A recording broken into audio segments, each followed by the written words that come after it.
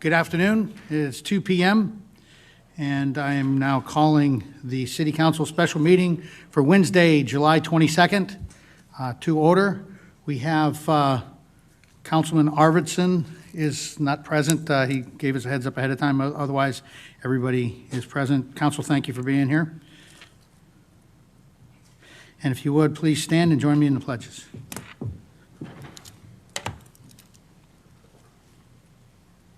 I pledge allegiance to the flag of the United States of America and to the republic for which it stands, one nation, under God, indivisible, with liberty and justice for all.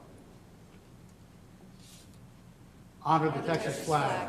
I pledge allegiance to thee, Texas, one state, under God, one and indivisible. Thank you, everyone.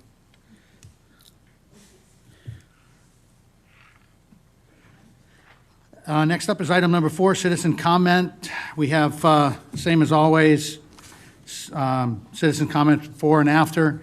The citizen comment period before, you have to have signed up. Do we have anybody that signed up? We have none.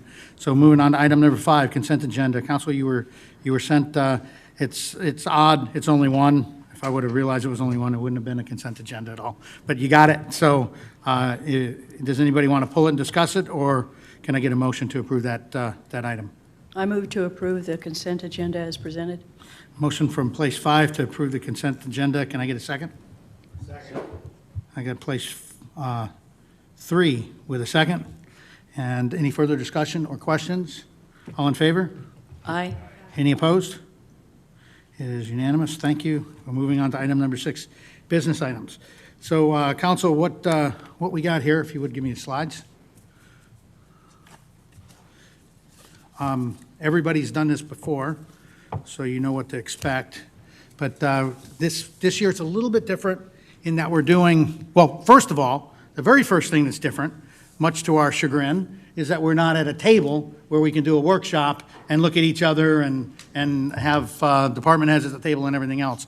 We have to do it in this fashion because that's the fashion nowadays. No, it's because obviously we have to socially distance. So it's still a workshop, and I'll talk about that a few times coming up here, but this is a workshop, although it looks like it's a regular council meeting. It's a special meeting and a workshop. The other thing is something that we're doing different this year, just because of timing and everything, is we're doing both the budget amendment and then we're doing the budget proposal and possibly filing the budget. So the last couple of years we've separated them. We've done the budget amendment well prior and let that kind of settle. But this time, just the way things shaked out is we're doing both in one session.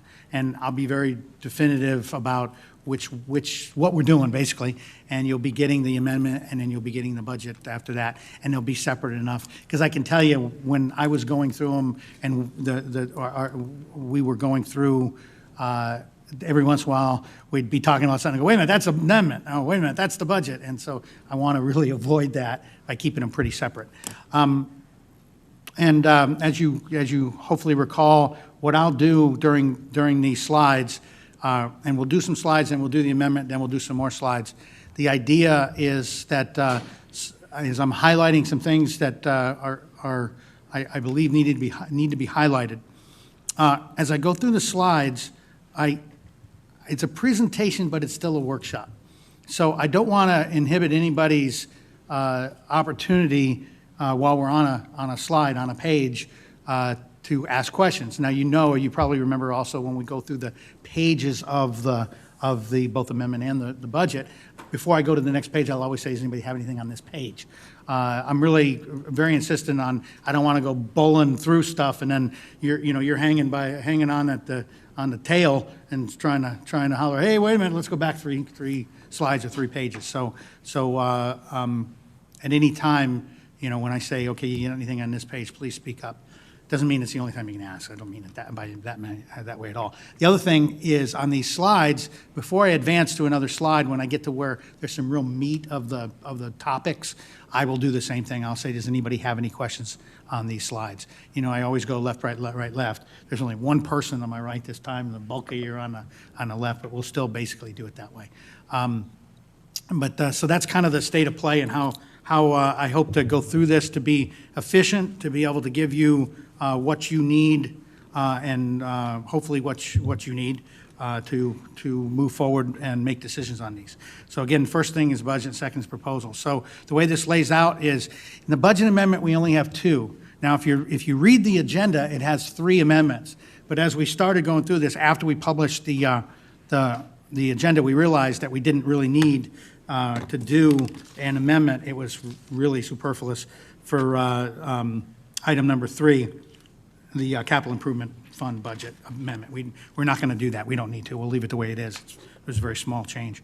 So we'll go through these 2 amendments, and then we'll pass out the budget after you've made a decision on the budget amendment. We'll go through the 2021 budget. I'll give you the big picture. I'll talk about what worked for what you approved for the 2020 budget, what we planned, what we've done, what we're still working on, because obviously we're still in 2020, even in fiscal year 2020. We'll tell you what we're still working on, and then what's new, and even continuing, bridging from the last budget and budgets prior to that. Well, I'll talk about those, and then we'll go into the specific pages of the budget review, going through all 4 of these.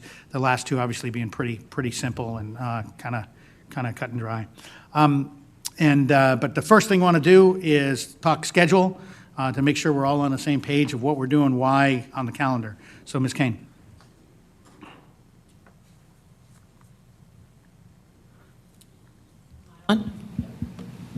No? Yeah, I am. Okay. Okay, today we are in the special meeting that, for July 22nd, this is the meeting on the budget amendment, as well as the work session on the 2021 proposed budget. If council chooses to file the 2021 budget today with the city secretary, then we will not need to meet on the August 27th special council meeting that is scheduled for this upcoming Monday. Should the budget not be filed with the city secretary today, then we will have to conduct that meeting on the 27th, and hopefully the council will file the 2021 budget with the city secretary no later than on the 27th meeting. The next is our regular council meeting on August the 5th. I should have the tax rate information to present to the council at that meeting, and there will have to be a vote of the council to make the tax rate proposal, very similar to what we have done in the past. Then we have our budget public hearing and budget adoption scheduled for Thursday, August 13th. And after that, the next special meeting will be August the 26th, and that will be the meeting at which we hold the tax rate public hearing and budget adoption. Okay, does anybody have any questions on the schedule? Keep in mind, special council meetings, we need 1 more person to make a quorum than we do on the regular council meeting, and the only one of these in the process that's a regular council meeting is the one on the 5th of August. All the rest of them are special council meetings. Anybody have any comments or questions on this? Thank you, Ms. King. You're welcome. Okay, so now moving to the budget amendment. Let's see. First of all, the purpose of the amendment. You know, it's interesting because depending on who you talk to and what organizations, they have different philosophies. So I thought it would be important to say what our philosophy is. Our philosophy is not to change the budget and go through budget amendments every time we make a purchase or we get a revenue that's a little bit different than what's in the budget. We look at it more as a much bigger muscle movement, but also something that's important to do as we're coming close to the end of the fiscal year to make the adjustments to find out real world what's going on. You know, because obviously no matter where you are when you do a budget, there's some educated guesswork in there, and there's also things that you just don't have any control over. So a purpose for our budget amendment is to fine tune the budget that we're under right now, with up-to-date current numbers and the real numbers, if you will, in many cases, and then apply actual revenue and expenses that we see going on. The result of that is going to be providing more accurate picture for our 2021 budget. As we look to budget for 2021, we now can see where were we, where are we. Determine realistic available reserves, and you're going to see that that's a big deal, particularly this year, but see where we are really with the reserves now, and then make potential forward investments, and we'll talk. If you recall, last year we made a lot of forward investments. We took a lot of stuff that we planned on investing in 2020 and did it in 2019 fiscal years. This time we're doing a little bit of it, but not quite as much, and you'll see why here in just a few minutes. The influences on this budget amendment, we had some vacant authorized and appropriated staff positions in a couple of different departments. That changed the bottom line of how much money we spent, very simply. COVID impact on operations, training and staffing, it's a pull and push. There are some places where we save money not doing some things, and there's places where we spent some more money because of COVID. But overall, it ended up being kind of a plus, as long as you're not looking at it from the perspective of, say, the community event center and the parks. And then conservative budgeting, and what I mean by that is every time we do the budget, and you'll see even when we talk about the budget in the second part of today, that we're pretty conservative about income. We don't want to overstate what we think the income would be, and we're also pretty conservative about how much we think things are going to cost. We'd rather be pleasantly surprised with more money at the end of the year than trying to figure out how we're going to come up with money we maybe don't have at that point. And then future projects, there's some projects that are coming up, and we're going to talk about these a lot over the coming months and a little bit today. But for instance, the wastewater line on 2252, we've already paid some engineering on that project. I haven't even started the project. I haven't even put it out for bid yet. So we paid a little bit forward on that, as well as some stuff with the water meter project and a few other things. All that is stuff that we paid in the 2020 budget, even though the projects are really going to come to fruition more in the 2021. The result is it ends up being additional surplus, and in the general fund of $168,000 and in the water fund of $16,000 is the additional surplus. Now, again, I mentioned that most often what we do with that is we say, okay, let's take the bird in the hand and take that money and use it for something that we may be thinking about doing in the following fiscal year, and then we won't have to worry about it in that next fiscal year. But in this case, we're going to put that back in to the funds, the reserve funds, and you'll see why. So often paying it forward. This year, there's only one significant thing that we're paying, as I call forward. It's not really paying it forward, but you know what I mean. And that's the Bobcat, and you'll see that in the budget as we go through it. The result of putting money into the surpluses, not pulling any money out of the surpluses, and a conservative nature that we've had for the last 3 years is we can fund the water meter and wastewater projects without debt. And that's a huge deal. And we're going to talk about debt. We're going to talk about how we compare with other cities in the area regarding debt. And I'm very proud of what y'all and staff have done to ensure that we keep our debt really low. It's also important to do that because we don't have a lot of income variance or spread of where we get the income from, as you all know. So we're going to be able to fund the water meter and wastewater projects, assuming you approve all this stuff. Bottom line is both funds are absolutely very healthy, and you'll see that. So now I want to go to specifics for the two funds. So do they have the amendment? Can we give them the amendment, please?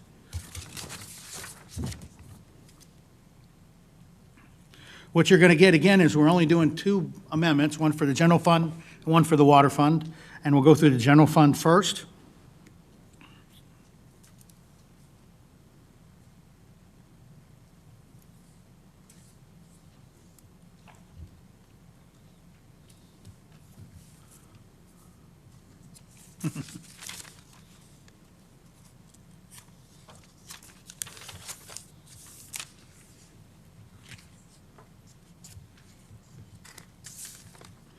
Okay, so everybody, almost everybody, now everybody's got it. So again, call your attention to look for 2020 amended budget general fund summary. That's what we're going to be doing. I'm going to very briefly talk about the front page because we're going to come back to it at the end, and then we'll do that every time we go through any of these budgets. So let's go ahead. Everybody should have their paper in front of us. If you look, you see the way you can always read this to kind of cage your brain is the far left column is the audited 2019. And if you're not used to this, what it is it's not what you budgeted, but what we ended up when the final audit was done, what were the real no kidding numbers, okay? And because that's always very useful to see what were the real no kidding numbers as we're moving forward with amendments for the budget year we're in and for budgeting for the next year out. So that's what you got there. I won't talk about it too much, but you can always refer to that. Then the 2020 budget is the budget that you approved this time last year. And then the amended budget clearly is what we're asking to amend it to. And then you can see in the yellow, that's the variance. And we'll talk a little bit about some of these variances. I'll tell you in a macro view, you're going to see that some of the variances are conservative nature. Some of the variances are because we are living a different life right now.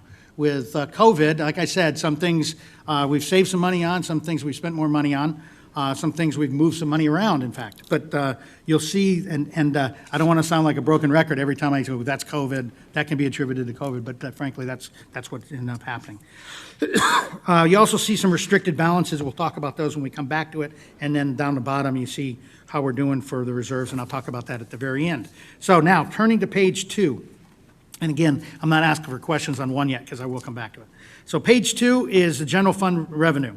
And you'll see on here that, for instance, in taxes, you see that we have a variance of more in the way of tax revenue than we had budgeted in 2020. And not by a lot, but then you put that in there, and then you put the sales tax. And I don't have any proof of this, but a lot of people are guessing that one of the reasons why there's more sales tax is because people were buying a lot more online, and then so the sales tax is coming to us. People, instead of buying at Lowe's in shirts, they were buying on something online, and when they buy it online, the sales tax comes to us instead of the shirts. So that's one of the potential reasons. Now, it could be just people want to spend more money too, and so nevertheless, the fact is the state sales tax we received was significantly more. So that and a little bit more of ad valorem tax all balances out to a higher income in the tax area. Franchise, there's a couple things that are on here that I think are worth mentioning. Notice that there's a significant drop in telephone franchise fee. We talked about that, but you may not have really thought about it much. But there was a law change, and the legislature allows now that a company that's providing both cable and phone to not pay double franchise fee. So what ends up happening, and we didn't know that when we budgeted and you approved the 2020 budget, so what ends up happening is we end up losing quite a bit of franchise fee because it's already being paid through other means. And it's not just the cable company, it's any company that's already paying franchise fees. They don't have to pay them twice, in essence. And then household hazardous waste, this is a small number, but it's unfortunate nonetheless, because we did change to a new rate. Problem is then we forgot to actually put it in the bills. So for 10 months, we lost 17 cents per house per month. So that's really where that number comes from, that loss. That minus in the income for household hazardous waste is very simply because we had programmed a rate increase that didn't get put in the bill, and we didn't even pick up on it until just recently, unfortunately. So let's see, in permits, you see the permits are up considerably. The Woods built out, and it's completely built out now, or completely sold out and almost pretty much built out, but faster than we expected. And so a lot more permit fees coming out of Woods 3. And then also another theory could be, I know people that have done more projects at home or had contractors come in and do more projects because they were home and they weren't going anywhere else. So perhaps that could be attributed to some of the permit fees that we've received as well. So that's permit fees, licenses. and pretty flat, obviously. Then you go into this fees where there's some catch-all fees. And without a doubt, and this continues on the next page, but you see community center, and then, and I will come back to this page if you have questions, and then it continues with park fees. And all of those are absolutely attributed to COVID. Not renting out the park, not renting out the community center is very simple, black and white statement. We lost money for that. So before I leave page 2, though, I want to see, does anybody have any comments or questions on page 2 of the general fund amendment? Starting on the right side. On that. Mike? Mike, please. I was really surprised the telephone franchise fee dropped so much. Of course, I thought a lot of it may have been people who got rid of their landline and Yes. now just depend on their cell phone. Both, I absolutely. mean, The world's that's what changing. Carmen and I did. Yeah. That's all. Yes, sir. Ma'am, sir? Councilman Lanzy, questions, comments? The tower rental fee down at the bottom of page 2. Yes, sir, I'm actually not there. I kind of went to page 2 because it was a continuation, but we haven't done page 2 yet, so bear with me. Oh, We'll get to that. So page 1 only. Oh, Ma'am? Okay, so now going to page 2. Sorry, there's, it's a seam between the two, but starting with donations. Donations, you see there's an up, and it's very simple. We never budget donations. We always budget 0. You'll see next year's budget, the whole column is nothing but zeros because we don't know what anybody's going to donate. So that's why you got an up in there. In court, we have definitely some COVID losses there. Scaled back considerably on the court operation, how many people were coming in here, and extended out people's court dates and everything else. And the net effect of all of that was just having a significant loss in court revenue. Then down at the bottom, miscellaneous. A couple things here. The bank interest, if you have any money in the bank or in anything other than your mattress, you know that the current environment is such that interest is really taking a big hit. And so the interest that we normally would enjoy has been significantly reduced. That's why you see on line 4402, that's a significant difference. Sale of assets is up higher because we actually, you may recall, we sold a slice of our property on 2252 to TxDOT. That's where they're going to put the loon in. And so part of that's that, and then we also sold a PD car for just a few thousand, $4,000, I believe. But so that's where you get that big up there in sale of assets. And let's see. And so bottom line on this page is compared to the 2020 budget, it's 3% more of income for a revenue, I should say, for the general fund. So now on page 2, any questions or any comments? Starting left side, ma'am. Pet tag revenue is down 200? Much to my chagrin, yes. People just aren't, all these quarantine dogs are not being registered? Yes. Any ideas you have, and we can talk about this much more later on, but, we've got a process that if somebody loses their dog and we get the dog, we won't give them back until it's registered. Right. We put it on the sign and we remind people, but we got people that own pets. I know the cats that set off my ring at 2, 3, 4, and 5 o'clock in the morning, none of them are registered. But, yeah, so there's a lot of pets that aren't registered, and we're doing what we can to get more registered. But always open for, and like I said, we put on a sign, put it in the grapevine. But Right. any other ideas you have, be open to it. Right, I think the cats come to my house after yours. And I do have one on 3 if you like, or, Yes, on page 3? yes, please. Go ahead. No, I lost it. Oh, credit card user fee. I certainly think it's a nice convenience, but what's the percentage? Is this our net as to what we pay for the privilege, less the percentage that citizens are The charged? 3%? Yeah. So, Well, that's a good, I think I'd like to interpret that because I never really thought of it, and I'd like to know also. Is that what we're collecting, or the net after we got to pay the fee? No, that's what we collect, is 3%. And then we actually are charged by the merchant anywhere between 2 and sometimes 3.5% if they're using an American And that's Express card. reflected on the next page in expenditures. Yes. Does that answer your question? Could you state that one more time? I was, It depends on what credit card, if a customer the comes in and they're customer- using a debit card, it costs us more. If they use a credit card that has a lot of points applied to it, it costs us more. But we went with a 3% fee because the majority of them, what we get charged is under 3%. Right. So the state of Texas says that we can charge 3%. so we charge 3% across the board Yes, to our citizens, correct. regardless. But then in addition to that, we still get the privilege of using it, so we pay more out of pocket. We could collect $100, we'd still have to pay 200 or whatever, just shall we say, to the state. I mean, in other To the words, merchant. it's never going to be a wash.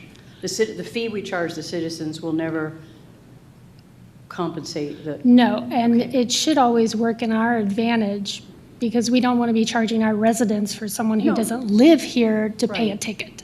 I understand, okay. And just looking at it, it's about $1,800 net for this year, so far. Okay, thank you. Yeah, and it's higher this year because more people are using the credit cards instead of coming into the lobby to actually pay their bills. Right, So, okay, thanks. Anything else, ma'am? Sir? Just the tower fees. We have What's, a zero. what page? Tower rental, down at the bottom of 2. Bottom of 2. 40235. Under fees, that's the variant. Oh, okay, I'm sorry. I thought you were, I confused where you were asking about. I thought you were talking about the next page. So we're going back to page 2, sorry. Okay, so tower rental. What about, what's your question? It's no variance, we got what we expected. So it's a zero variance. oh, I see. No loss, no gain. Yes, sir. All right, thank you. Anything else?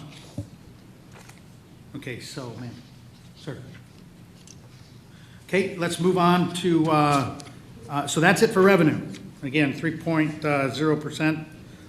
Lots of pulling and pushing with all the things that have been going on, but that's where we are. So now let's talk expenditures. First, the general fund, administrative. The first whole block, go all the way down to personnel services, 14,000. The reason why we underspent is because we weren't fully staffed, and that's basically it. We just were, when you don't have all your positions filled, you're not spending the money. And you'll see that, unfortunately, quite a few times throughout this amendment. But that's, so not fully staffed is the 14,000 and change there. In professional services, notice that the engineer fee is significantly higher. That was one of the things that I mentioned on the slide. We've put on our engineers the design and the coordination that you are acutely aware of when it comes to the wastewater system, when it comes to what we're talking about with the AMI, the meter system, as well as working with TxDOT more. All of this stuff are things that we hadn't budgeted and we hadn't expected. Some of it is what I would consider paying it forward, because here we are, we're paying them for engineering on a project we haven't even put out for bid and we haven't even started yet. So when we actually start the project, some of this stuff will already be, in essence, paid for. Some of the work has already been paid for. So that's a big number. That is the biggest effect on personnel services. Because the attorney, we haven't paid the attorney as much. That helps to offset that, and then some other numbers here and there that have offset it. So total is an over from the budget of $73K on professional services. City support, the emergency management program, we actually put more in it because we've been spending out of it. A lot of the COVID stuff is being spent out of the emergency management program. So the net of that is $3K So there's much more, there's another whole page of admin, but for this page, does anybody have any questions or comments? Right side. Ma'am? Sir? Ma'am?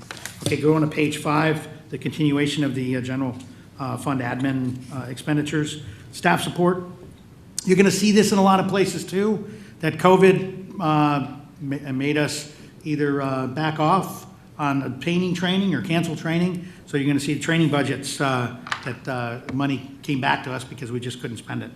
And then another one you see in there is miscellaneous bank fees, et cetera, that we just didn't spend as much on because of a reduced operation. So $7,500 coming back from the staff support line. Operational support, big one there is something that we've spent some money on and we're getting ready to spend quite a bit more on, and that is our servers and some computer upgrade to, and it's all server, it's not a desktop based, but it's all server based. But, and I'll talk a little bit more about this also in the upcoming budget, but working for security, working for enabling and ensuring we have proper backup, that kind of thing, just making sure we keep the continuity of operations with our IT. And also worked, if you get an email now, in your email, you notice now all of a sudden it said external on it. So we've instituted some user protocols in there as well, and all of that is where you see, and you're going to see that throughout because all of the staff offices are sharing in that load. Household hazardous waste is another big number in operational support. It's because we just haven't done one in fiscal year 20, and we don't have it scheduled. You know, as you remember, we had that big shock, and we had to do the negotiation with Republic. We were working that whole thing, and then with what's happened with the pandemic, it's made everybody kind of back off on this stuff. We have a plan not only to collect some more, and not very much more, we're talking cents more, but some more, and to kick this back into high gear. But right now, we don't plan on having it in the next few months, so that money comes back into the budget. Elections, we didn't have an election. Some of you were unopposed, so we didn't have an election. And so that's where you see the total operational support number. Utilities, spent less money, and I would say 2 reasons. 1, because we were conservative in our estimates, and 2, because people were here less and spending less on the utilities. I don't think I find that hard to believe that it would be that much, but apparently it's enough that between the two of them, it's almost $6,000. And then maintenance services, vehicle maintenance, you see that, it's not much. But total administrative is 40,800 more, and that's 5.3 compared.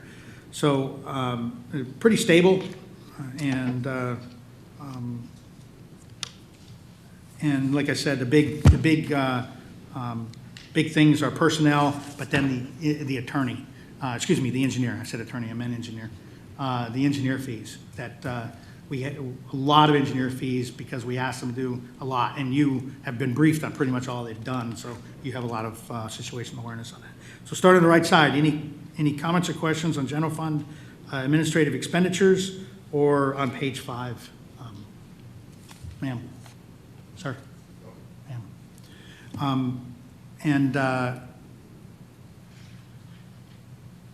Ms. Kane, do you have anything to add to any of this that you want to highlight? Okay.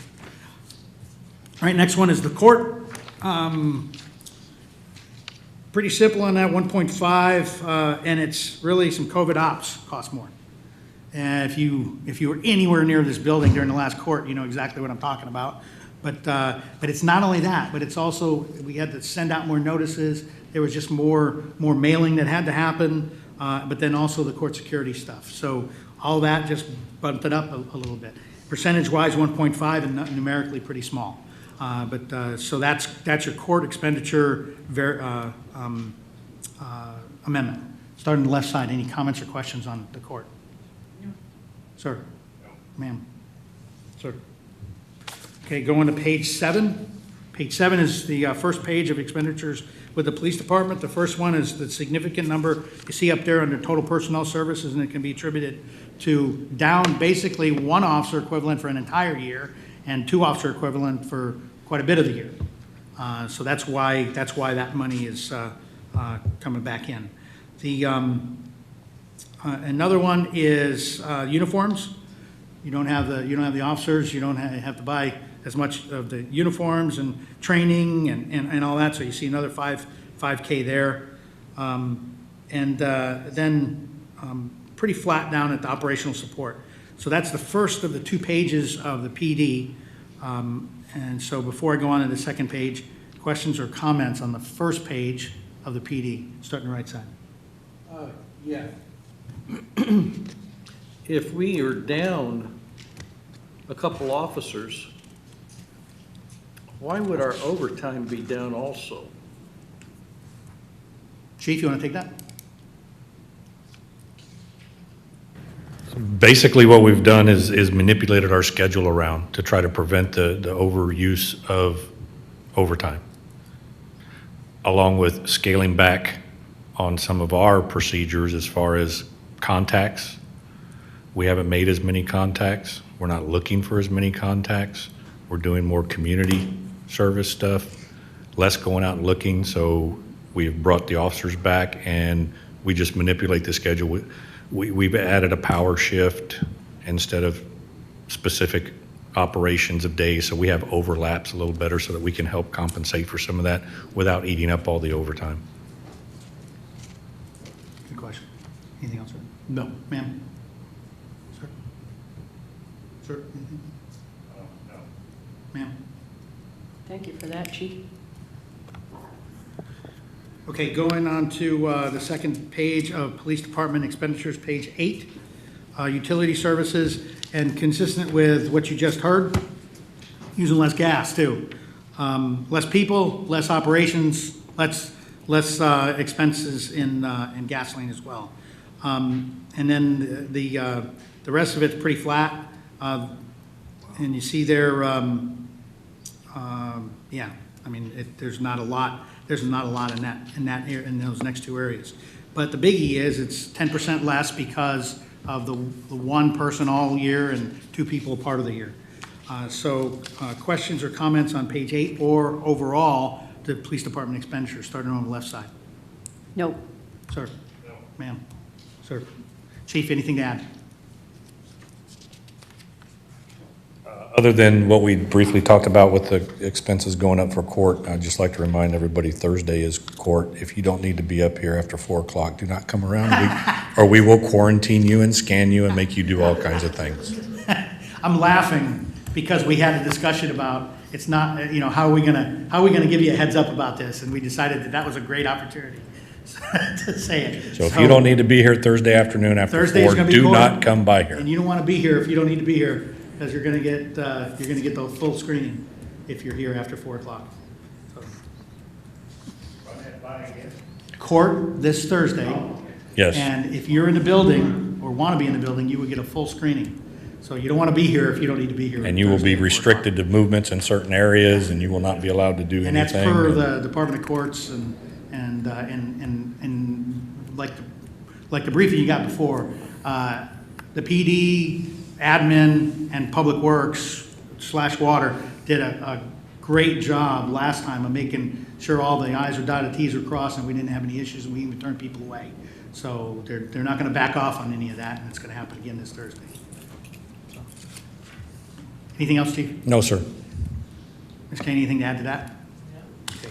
Moving on now to Public Works. Public Works, page 9. Payroll pretty flat. No real changes in payroll from what you budgeted, so very close on that. Notice in city support services, supporting the city, no deer trapping. So no deer trapping. You put $50,000 in the budget that didn't get spent. 34 coming back, leaving 15.6 in the budget in the event that they figure out any hog trapping between now and the end of the fiscal year. Councilwoman Swint, as the ex officio, knows the status of that. But but she also knows that probably so far we've spent well less than $1,000. So even more could come back, but we don't want to take away the opportunity for them to have that tool available to them for the next few months. Because what's going to happen, I'm seeing it, and you probably are too, that some people are watering and their yards are getting nice and lush, and it's really, really dry out there, and those hogs that are living out in the wilds are going to come into the neighborhoods. So, so we'll see. But that's why you see there some money coming back, but frankly, more may come back depending on how things shake out. Staff support, the same story I told you before, training is the biggie there. Lost out on some training opportunities because of COVID. And then in operational support, their portion of the server, and then them paying for some park security. That, you know, you all approved, and you go out to the park now and you see the cameras and the security that's out there. So that's the first page of their expenditures, and that's page 9. Any comments or questions on this page? Sir? Ma'am? Sir? Ma'am? Yes, sir. I swear I'm not focusing on the animals solely, but I noticed the 5,500 additional expense under animal services. Is that for cages and so on and so forth for the hogs, or what? I mean, or am I reading that wrong? No, you are not reading that wrong. We added 5,500 to animal services because this year our animal services has been spending a lot more money. He bought some extra equipment to make some traps, as well as bought some traps, as well as bought a lot more feed and camera, a game camera, and he just bought a lot of stuff to make sure that we could address the problem. To help with the sales tax. Yeah. I'm doing my part. But yeah, and Ms. Ford, do you have anything to add to that? No, that was perfect. Okay. That answer your question? Yes, thank you. And for the record, there's nothing wrong with that, focusing on the animals. Okay, moving on to page 10, continuation of the general fund public works expenditures. Some increase in supplies, making a lot more trips and buying a lot more stuff because of all the work they're doing with cleaning and making stuff to accommodate COVID. So we appreciate all they're doing there. That's why you see the increase there. Utility, pretty flat. Maintenance services, also pretty flat. And you'll see we're adding a little bit next time, but a little bit more equipment maintenance that they had to do. But otherwise, it all ends up being only close to $1,000.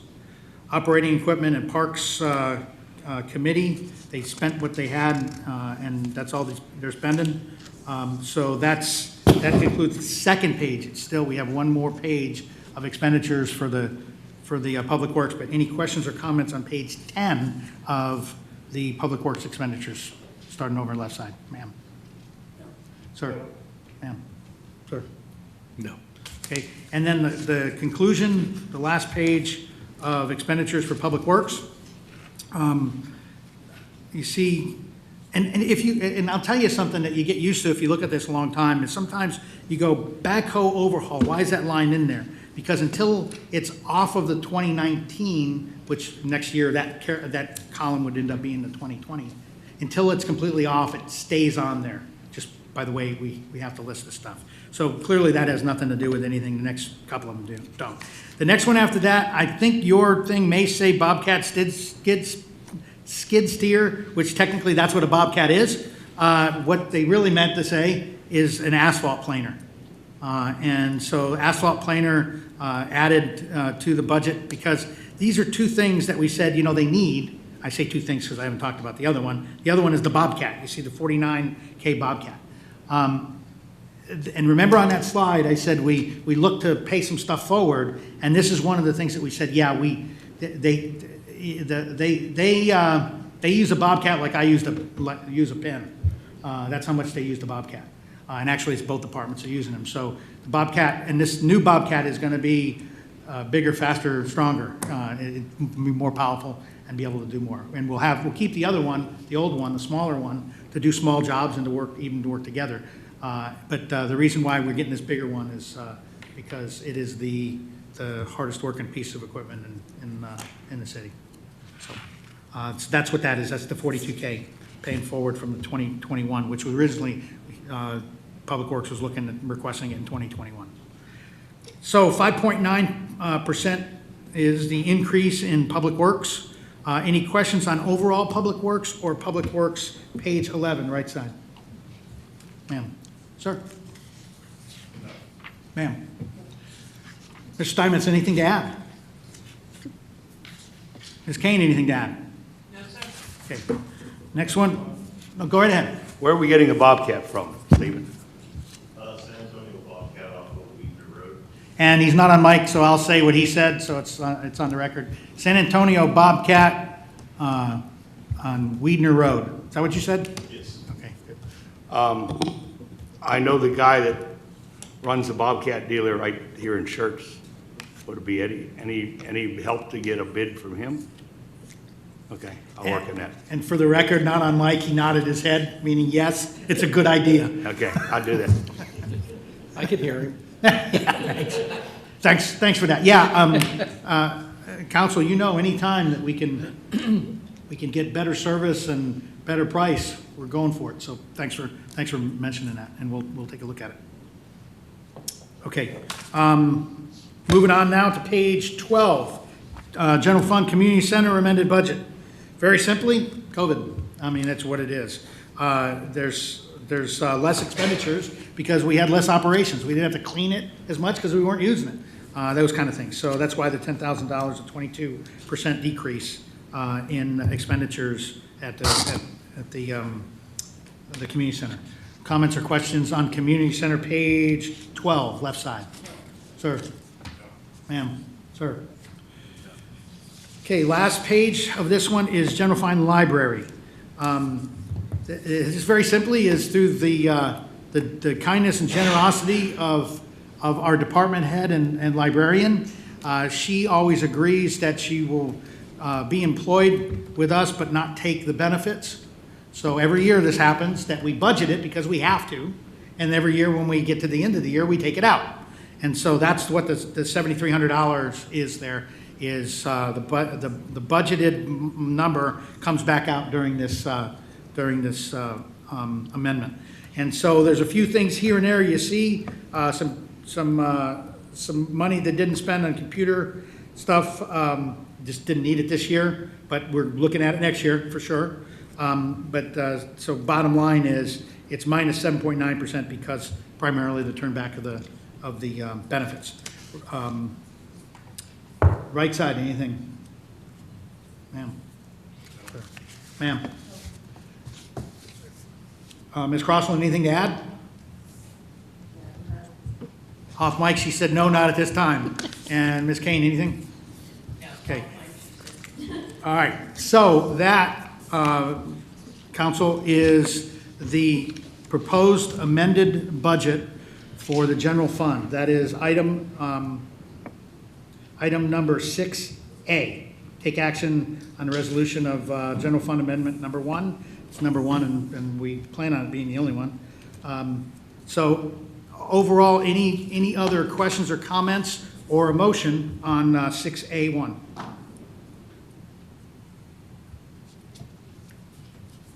Anyone?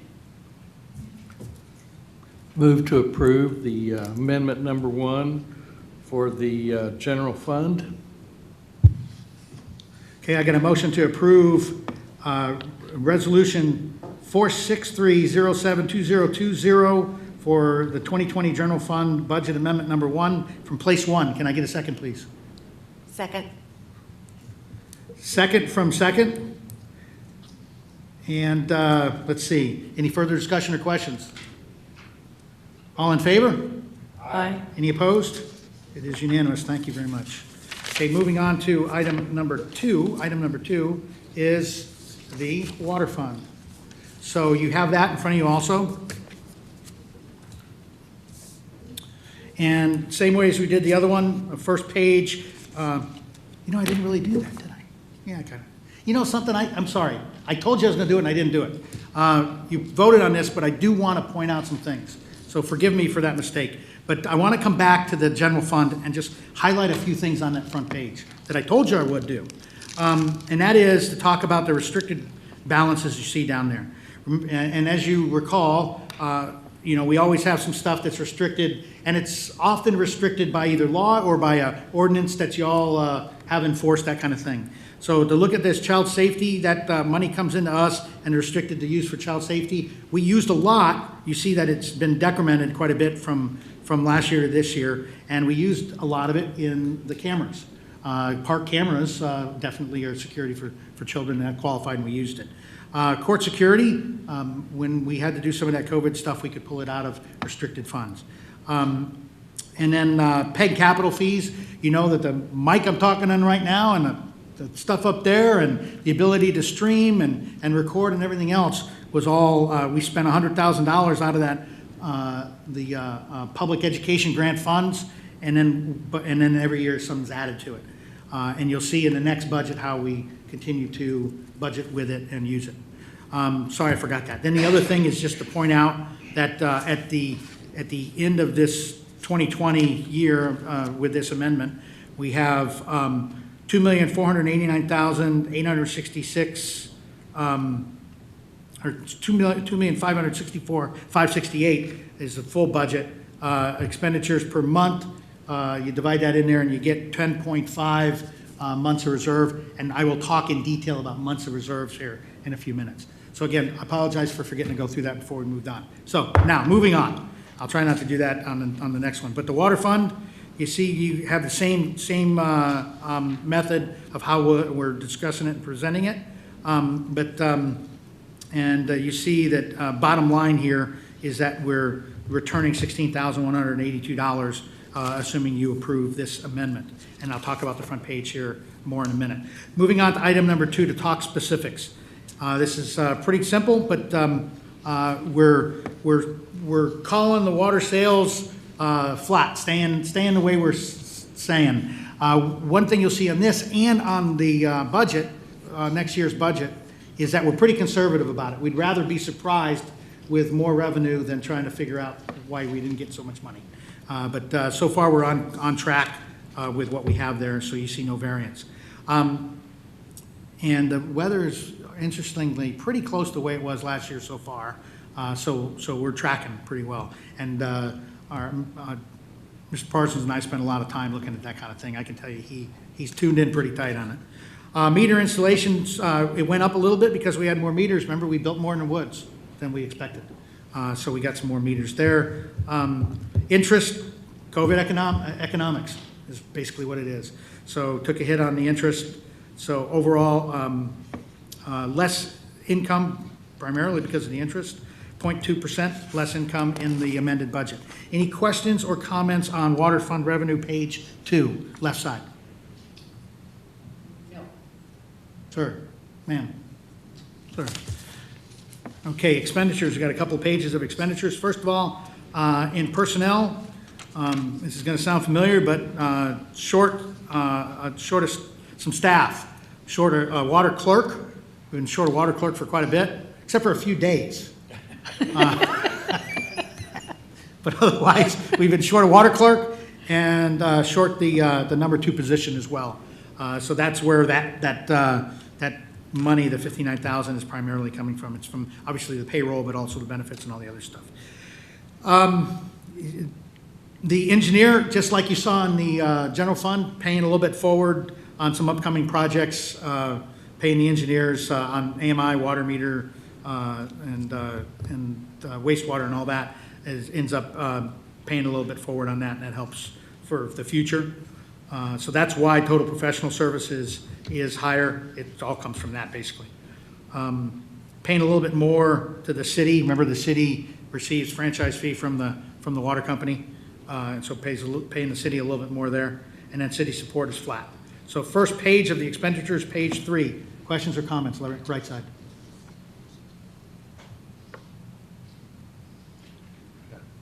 Ma'am. Sir. Do we anticipate filling the water clerk spot anytime in the near future? The short answer, yes. Long answer, yes. Whenever we can find one. Yeah, All they're right. actively working on it. And you'll get an update in a couple weeks for sure. But yes, absolutely. Ma'am? Maybe we could just double Ms. Balby's salary and let her do both. I appreciate the offer, but no. Moving on to page 4, water fund expenditures. The same old song here is that less training because of COVID. That's the first area of staff support. You see the training, it's a big number there. In property insurance, ended up costing a little bit more in the new well site than because we didn't have, a history on what the insurance would be on the new well site, and it cost us a little bit more.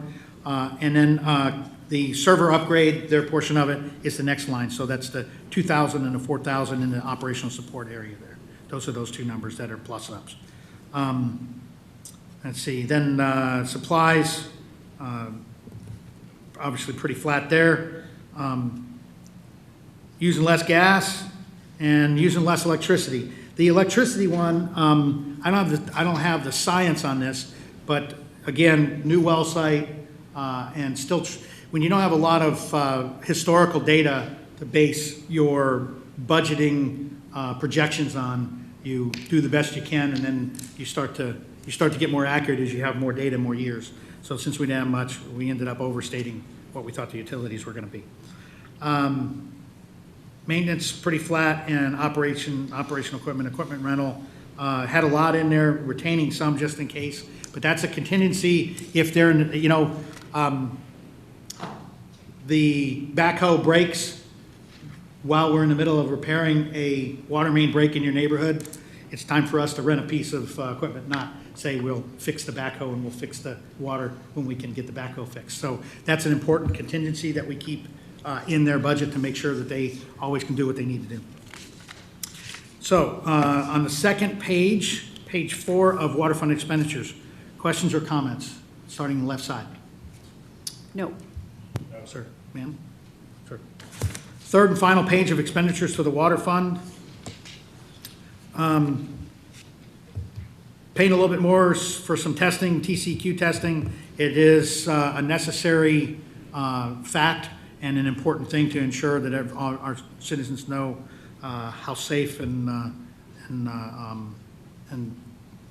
reliable the water is. So that is what it is. But I will call out one thing to you. That's when I learned about this, you can ask them. I wasn't really very smiles about this one. We apparently have been carrying some bad debt, some people that owe our water company money for many years in some cases. Some of these people don't live here anymore, and apparently a few actually do live here still. And but somehow this has escaped our attention to the point where we haven't had the time to do an analysis of this. But by the end of this, well, actually, by 2 council meetings from now, so September council meeting, you're going to get, it's going to be on the agenda, and you're going to get an update on where we are with this. It may not be fixed. It probably won't be fixed, but we will be able to tell you where we are with this, because some of it, it's long overdue. Some of it, we don't know how much we've notified people that owe us the money. We need to peel all this back. We need to have a procedure. We need to have this documented. And then if we turn over some of it to collection agencies, we will. But it's embarrassing that we haven't had that figured out. So that's why it's being carried there as bad debt. But eventually, our goal is to fix this. So not next council meeting, because that's only in a few weeks, but in the next council meeting after that, so September council meeting, you're going to get an update on this. Okay? So page 5, expenditures for the water company. Questions or comments? Right side. Ma'am. Sir. So that bad debt amounts to $12,000 for the amended budget? Yes, sir. Okay. Yes, you're reading that correctly. All right. We upped it by 10,555 because we got a 12,055. Okay, can some of that be expired by now? You can't recover it no matter what? Well, and that's what we have to do. Okay, Is we have to find out. figure it out. Some of it maybe we just write it off because we don't even know where the person is. Some of it we, get, I don't know, what, 5 cents on the dollar by giving it to a collection agency. And some of it we may say, hey, you still live here and you're going to have to start carrying buckets from your neighbor because we're not going to give you water anymore until you pay your bill. So it's a mix of all that, but we don't even have it analyzed yet. but we will. And you will get much more information in Okay. September. Good question. Ma'am? How did we discover this at this point? Actually, I don't have an answer to that. How did we discover it? Through the audit last year? That's right, that's right. I did have that, I did know that. Yes. I'll tell you, there's, every once in a while, there's, not only is the audit great for all the reasons you would expect an audit, but every once in a while, the audit uncovers something that we didn't think about or it didn't occur to us. And so, yeah, we get our money's worth out of these audits. And that audit is where all of a sudden they said, hey, you got this bad debt, how come you're not carrying it? How come you're not putting it on in your budget? And then I see it and I go, what the heck is going on? And that's how the discussion really starts going. Good question. Well, they have, they do obviously do the audit every year, Yes. and it's amazing that they could go through year after year and then pull this out all of a sudden. I know. And bring it to our attention. I mean, I don't know how y'all do it, accountants. Well, when they're auditing, $12,000 is really below the scope of what they're looking for. So Debbie, as kind of a last ditch, walking out the door last year, pointed that out. And, oh, by the way, there is one little thing. So it just came in. I'm impressed that they can do that. Yeah, me too. Yeah, thanks. Okay, so that is, let's go back to that first page now. So you roll all that together and what you end up with is minus 19,039 for the expenditures and less $3,200 of revenue. Where you end up with is $16,182 going back into the water fund for a total of $1,829,491. No restrictions in that.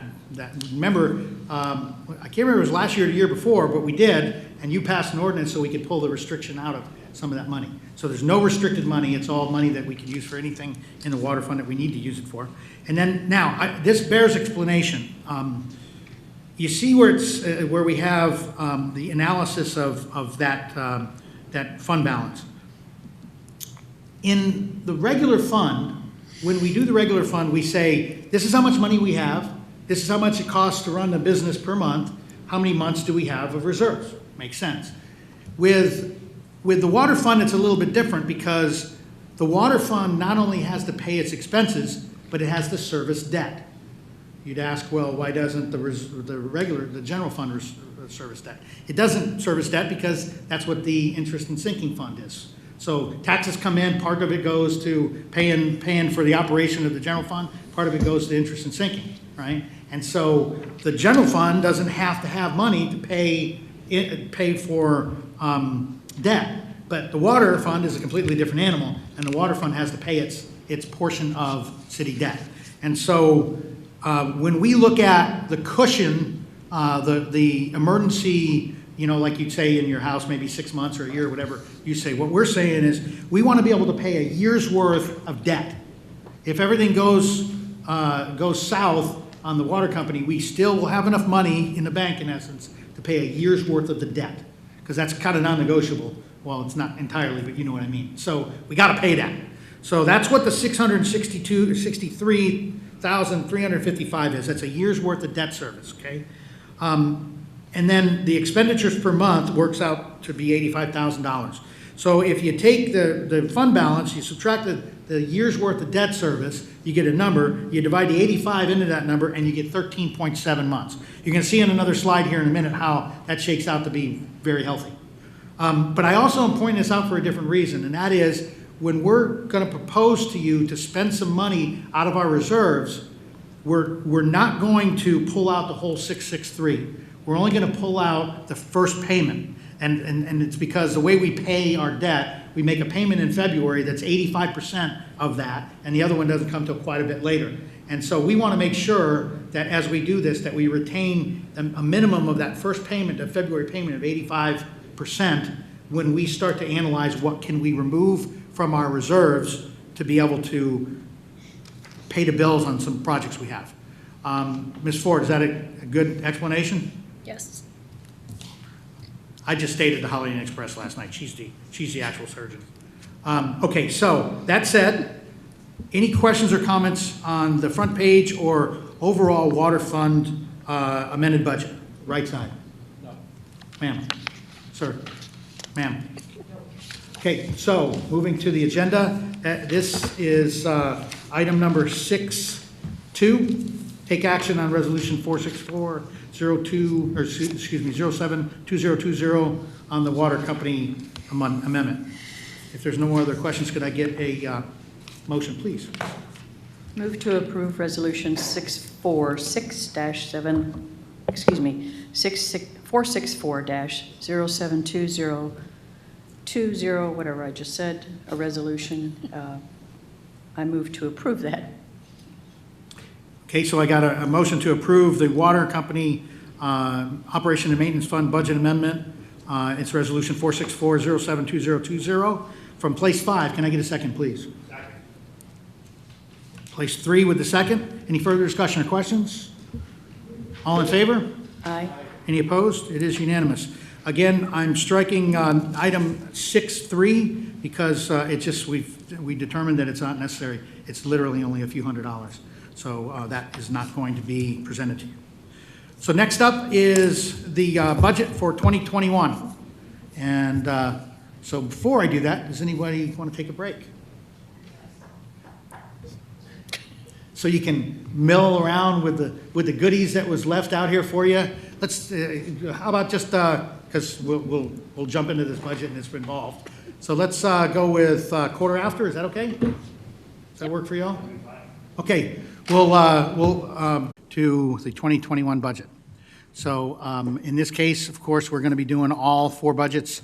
And what I'm going to do first is talk some highlights, big picture of the budget overall, and then big picture over each of the funds and some of the highlights.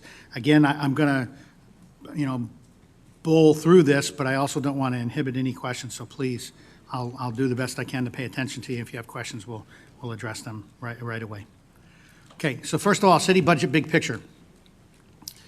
Substantial progress on the 2020 budget and budget amendment, the work that we've done, and clearly what we want to do now in 2021 is build on those successes. Personnel expenses are increasing again this year, as you would expect, cost of living, and then some other things that we're going to talk about.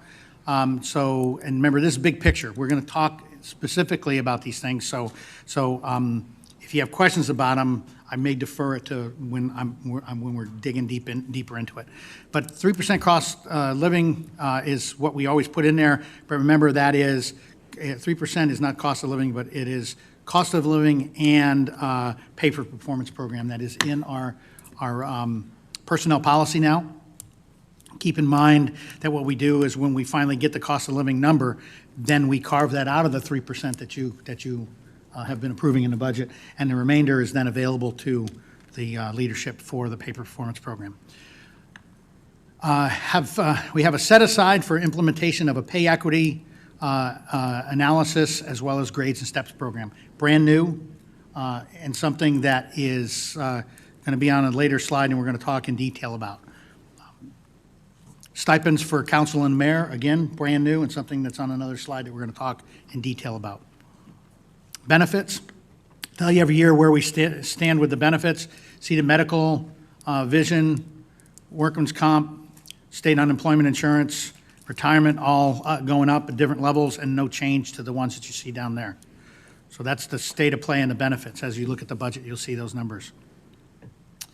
Again, for this, if you have questions on this, we are going to cover all this stuff in detail. So reserves, I promised you we'd be talking about reserves a little bit, and we will talk even more about them here in a few minutes. But 9.9, based on the budget proposal, 9.9 months of general fund reserves. You see the historical for the last 3 years where we were with number of months. Remember, that's calculated merely operations per month divided by what we got in the general fund reserves. The water fund, 13.3 months. And that's a pretty binary one as well, but you notice that 13.3 is also the highest it's been in the 4 years, the 3 years that you see on there. So doing very well with our funds. And we're building them up. We've been building them up because, the staff is tired of me saying this, because they've heard me say it a few times. But when I first became mayor, I asked the question, so what if we save money for some of this stuff instead of keeping current debt? All of us in our homes, we do that. But they kind of laughed at me and said, that's not the way you run a city. But we can in some ways, and you're going to see the proposal that I have for you, that we have for you, is to do that, to pay for a few things, to not incur debt. And I'm very proud of the level of debt we have, and you'll see that in a minute as well. So the debt load, total debt for our city at the end of this budget will be $11.7 million. It's very healthy and relatively low at 1.48% of estimated appraised value, 1.48%. I'm going to show you some comp here in a minute. But bond market raters, they say that if you got less than 5%, they're pretty happy, and they're going to be giving you good rates and good ratings. Municipalities capped at less than 10%, and we're way under that. So we're doing very well with that, and it went down, and I can't remember, was it 5.3? 1.53 last year? I'm looking at you, Karen. You don't remember either. And I told myself I'd write it down, and I wrote it down, but I don't have the piece of paper. But suffice it to say, it went down, it's gone down. So our debt load has gone down from last year, which you would expect, right? We're paying debt off. We haven't incurred any other debt in the last few years, and we're actually going to talk very detailed about debt later on when we talk about that budget, the INS budget. So the conservative philosophy is a bedrock of our budget. So when I talk about debt, speaking of debt, I just want to show you. We took a look out and saw what some debt loads are. And we got the property values from Comal and Guadalupe County, and comptroller.tx.gov has a transparency page where you can get the debts. And you can see where we sit compared to debt of everybody else. Now, full disclosure is an issue that we should talk about, not necessarily now, but as we talk about projects and some expenditures later on, is that the one issue that Garden Ridge has that everybody above us doesn't have is the taxpayers paying ad valorem tax shoulder a good portion of that debt. Whereas when you go to Selma, the double-digit millions of dollars of sales tax shoulders a lot of that debt. So they got more debt than us, but the individuals don't necessarily have it on their backs as much. But you're trying to fix that, right, with your approval of the analysis and moving forward with 2252 wastewater system and all that. So we're addressing that, and that's another reason to address that. So anyway, property value debt to debt ratio, thought you might want to see that. So general fund big picture. So that was the overall budget big picture. Now let's talk general fund big picture. Balance to a surplus, small surplus of $5,541. And the assumptions, 3% tax revenue growth. It may end up being more than that. If you got your appraisal notice, you probably noticed that it went up a lot, and it's gone up a lot for a lot of people, but we're just calling it 3%. Revenue expenditures remaining flat versus the 2020 budget. All department budgets increased. Now, this is a really interesting number set here because there's information that's not quite available yet. So 11% admin, you see that, court, and on and on and on. You see everybody's. Well, here's the thing. Everybody except for admin is going to increase, and it's assuming you approve this budget. And the reason they'll increase is because of the equity adjustments and grades and steps program. When those go into all of everybody's budgets, their budgets will increase. Their personnel budget, so their budget overall will increase. But we've parked all of the general fund money for that in the admin budget right now. So we don't know necessarily how it's all split out to the different departments. We put it all in the admin budget. So the admin budget looks big at 11% increase, but if you take out that money, and you'll see it in the specific budget here in a minute, but when you take that out, their budget has gone up by 5%, which is more in line with a lot of the other ones. And then again, a lot of these other ones are going to go up. So that's what that last bullet is. It's going to increase through a pending personnel system improvement, equity adjustments, grades and step programs, and I'm going to talk about those in a minute. And because admin is a holding area. Keep in mind that this is just general fund because water is the holding area for water because they're independent. Okay, so the water fund big picture. Water fund balance to a surplus also, small surplus, $1,700. Assumptions, overall revenue increase of 0.3. That is very conservative. I am convinced it'll be more than that, but right now we're sticking with that because there's so much unknown with what's going on. But water sales increase, 1.5%, increase offset by projected interest revenue. That's another thing too. Probably everybody in here is banking on, in one way, shape, or form, that the market and interest and all the other stuff in the money world isn't going to stay this way forever. And remember, we're talking about a 2021 fiscal year budget. So we're hoping that although we're assuming that everything's staying about the same, that things will change and that the markets will increase and so won't interest. But we're assuming that's a low number, and you'll see that in the budgets as well. So the water budget overall is only increased by 0.2, so basically flat. The largest increase, of course, is in personnel services. So now overall budget successes. Remember, I like to talk about what you budgeted last year, what we've done with that, and then talk about what we're still working on, and then talk about what the next budget is hopefully springboarding off of. So things that we did in 2020. Last year, 2020 was, the fiscal year 2020 was the first full year of the pay and performance program. Recall, so last year it was 1.7 out of the 3% that you allocated for the increase. 1.7, everybody got cost of living, and then 1.3 pay performance was available to our leadership to be tied to their management of their department and the evaluations, and which is in our personnel program. That was a big step. We looked at our personnel program a few years back, and this is pertinent to what's coming up as well, so I'm going to mention it now. We said we need to first of all make sure that everybody knows what's expected. We need to make sure everybody's on the same page, and we need to make sure that we're taking care of people and they know how we're taking care of them. And again, what's expected. So that was the year's worth and hundreds of hours of the staff coming together to work that personnel policy, and then part of that personnel policy being the evaluations and then the pay performance part as well. So that's big, huge muscle movements in the direction of taking care of our people more and giving them more to understand about what system they're under, right? And we're going to move forward with that even further. But so 2020 was the first full year we got to do that. Also, 2020 citizens communications, government transparency, video live streaming, online accessibility, and index agendas for everything. We started it prior to that, but 2020 was when we could put the punctuation mark on it and say, bang, everybody, every meeting we have, we're fully transparent. No decisions are made, no discussions are made without everybody either watching it live or watching it whenever they want later on. Obviously proud of that. E-government, the billing system, payment options added and improved. It's still an ongoing process, but the bulk of working with our software vendors and getting the system worked out and everything else, has been done in the 2020 budget, and our staff obviously has done a tremendous job making that happen. Continuity of operations, emergency management, you remember we talked about in the amended budget, but emergency management providing resources in the COVID contingency operations.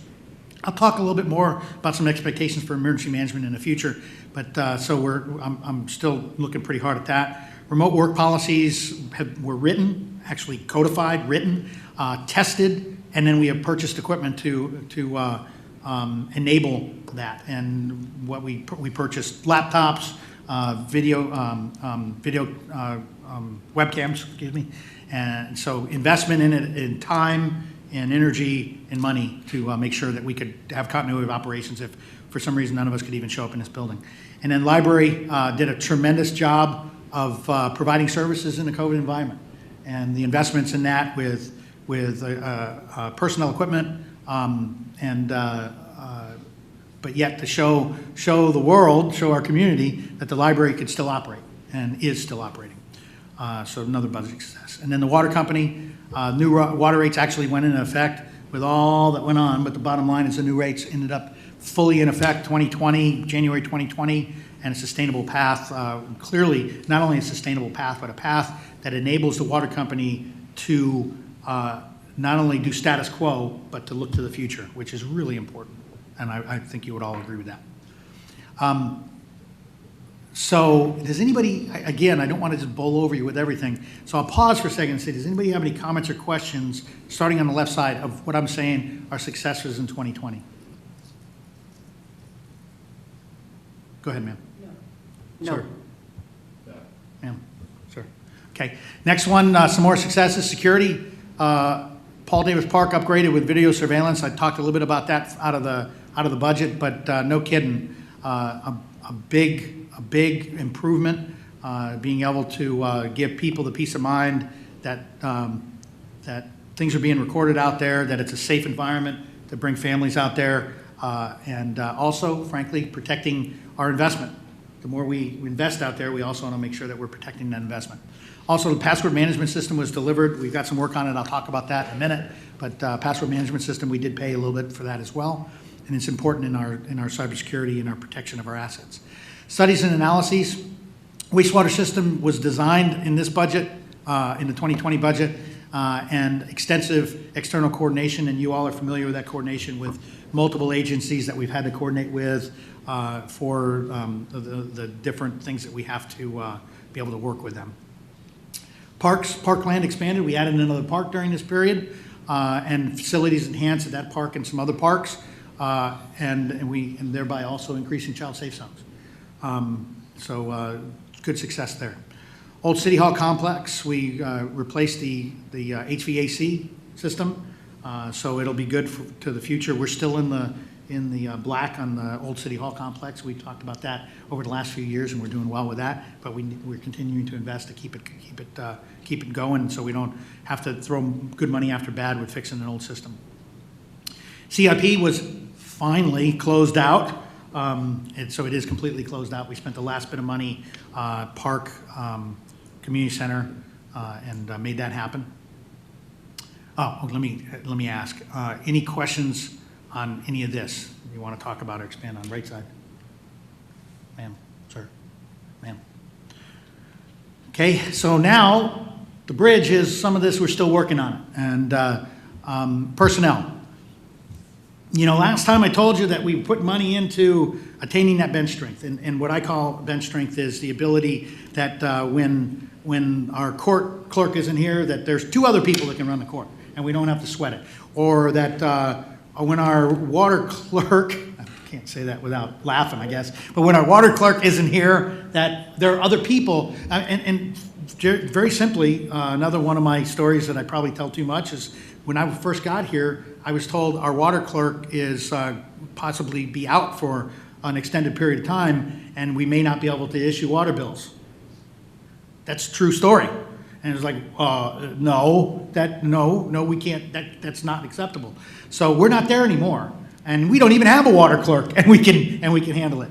But the point is that I think it's critically important with a small staff that we have that bench strength, that when the court clerk isn't here, there's a couple other people who can handle it, and not just kind of put their finger in a dike, but no kidding, do it. Same thing with water clerk, same thing with any of the other operations that we have that are kind of zero tolerance for delay, you know. So worked hard on that to include adding staff that we don't have because of the trials and tribulations of hirings and COVID also has contributed to that without a doubt. Point being that that is still working because of that. Also, staff and people on commissions as well, training and professional development was a priority that we put into the 2020 budget, but because of COVID, they couldn't go to the training. We had training that either was canceled or they decided they didn't want to go to it for good reason, so that's something that that's still in the hopper. Continuity of operations is still in work. We are getting ready to work some video teleconferencing ability in here as well as in the back room. You've been getting updates from Ms. Spencer on that, and that involves both software and the hardware equipment. So that's still working. Studies and analyses. We're working the zoning ordinance, and Councilwoman Bauer can attest to the many hours that have been spent on that, and also there's money involved with that with attorneys and advisors, so a lot with that. The water ordinances, and we got the water commissioner chair in here, the water ordinances and water master plan, we're deep into that. Transportation Master Plan is still pending a final review and then an impact fee committee to work it. And that's something that I told you about last time, but a lot of other things kind of have gotten in the way of us making that happen, but we plan to make that happen within the coming months to be able to get a review and then turn it over to an impact fee committee that we did already start to identify and all that. But that's work that still needs to be done. Water meter system analysis and bid solicitation. I put RFP because I can't remember if do we call it bid solicitation? Is he sleeping? No? Because every time I'd say RFP, that's a federal government term, and I can never remember what we call it in the city. Scope of work. And it was too late or too early, depending on your clock, for me to call him and say, what do we really call that? But so that's why it says RFP, but scope of work is what it really is. So scope of work for package prep for the water meter system analysis and bid solicitation, but also the same thing for the wastewater system. Because, and you've been briefed on that, you know all about that. And then still working security. One thing that's very important, Chief is working hard on this. And I asked about this a long time ago, and I'm so happy we're addressing this, and we've been able to put the resources to it, is in the past, we've had cameras that are trained on critical infrastructure that our police, who are responsible for making sure that nobody messes with that critical infrastructure 24/7, they couldn't see the cameras. They couldn't see the video coming from those cameras, which was just, you have somebody builds a system over here, somebody builds a system over here, and you've never heard of that before, that they don't talk to each other, or they weren't talking to each other. And we're working at it, still working, and we'll have that done pretty soon, I believe. And then also adding some more cameras in some critical infrastructure locations that haven't been covered.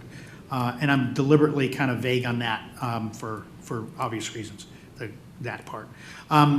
City network server upgrades, I've talked to you about that already, but we're in the throes of that. Friday they're going to be in here. Our network's going to be down as they're going through to work a big upgrade of our server to ensure that it's more robust, more secure, more able to withstand issues if we are confronted with any. Also, the user access and acceptable use protocols are being added and improved. And like I said, that's like some of the things. We also are looking at when people are here on our network, what can they get to, and kind of working some of those what's acceptable uses, what that's called. Password management, I mentioned that before, but now we need to do some training and make sure people understand it, the whys, the whats, and the what fors. The issue with that is that we wanted to have a meeting to do it, and with COVID, we've backed off on a lot of meetings, so slowed by COVID. And the workflow management, Cartograph that you've been hearing about, it transcends one department. It's all about managing the workflow, time, equipment, supplies, work orders, being able to record what's going on. It's a fantastic program, and Mr. Parsons spent a lot of time with the team to come up with Cartograph being the one, and we're in the throes of that right now. So we're working that still. So before I go to the next slide, questions or comments on any of the things on this slide, starting right side? Ma'am, sir, ma'am. Yes, I'd like to propose a 3 times salary increase for Ms. Balby.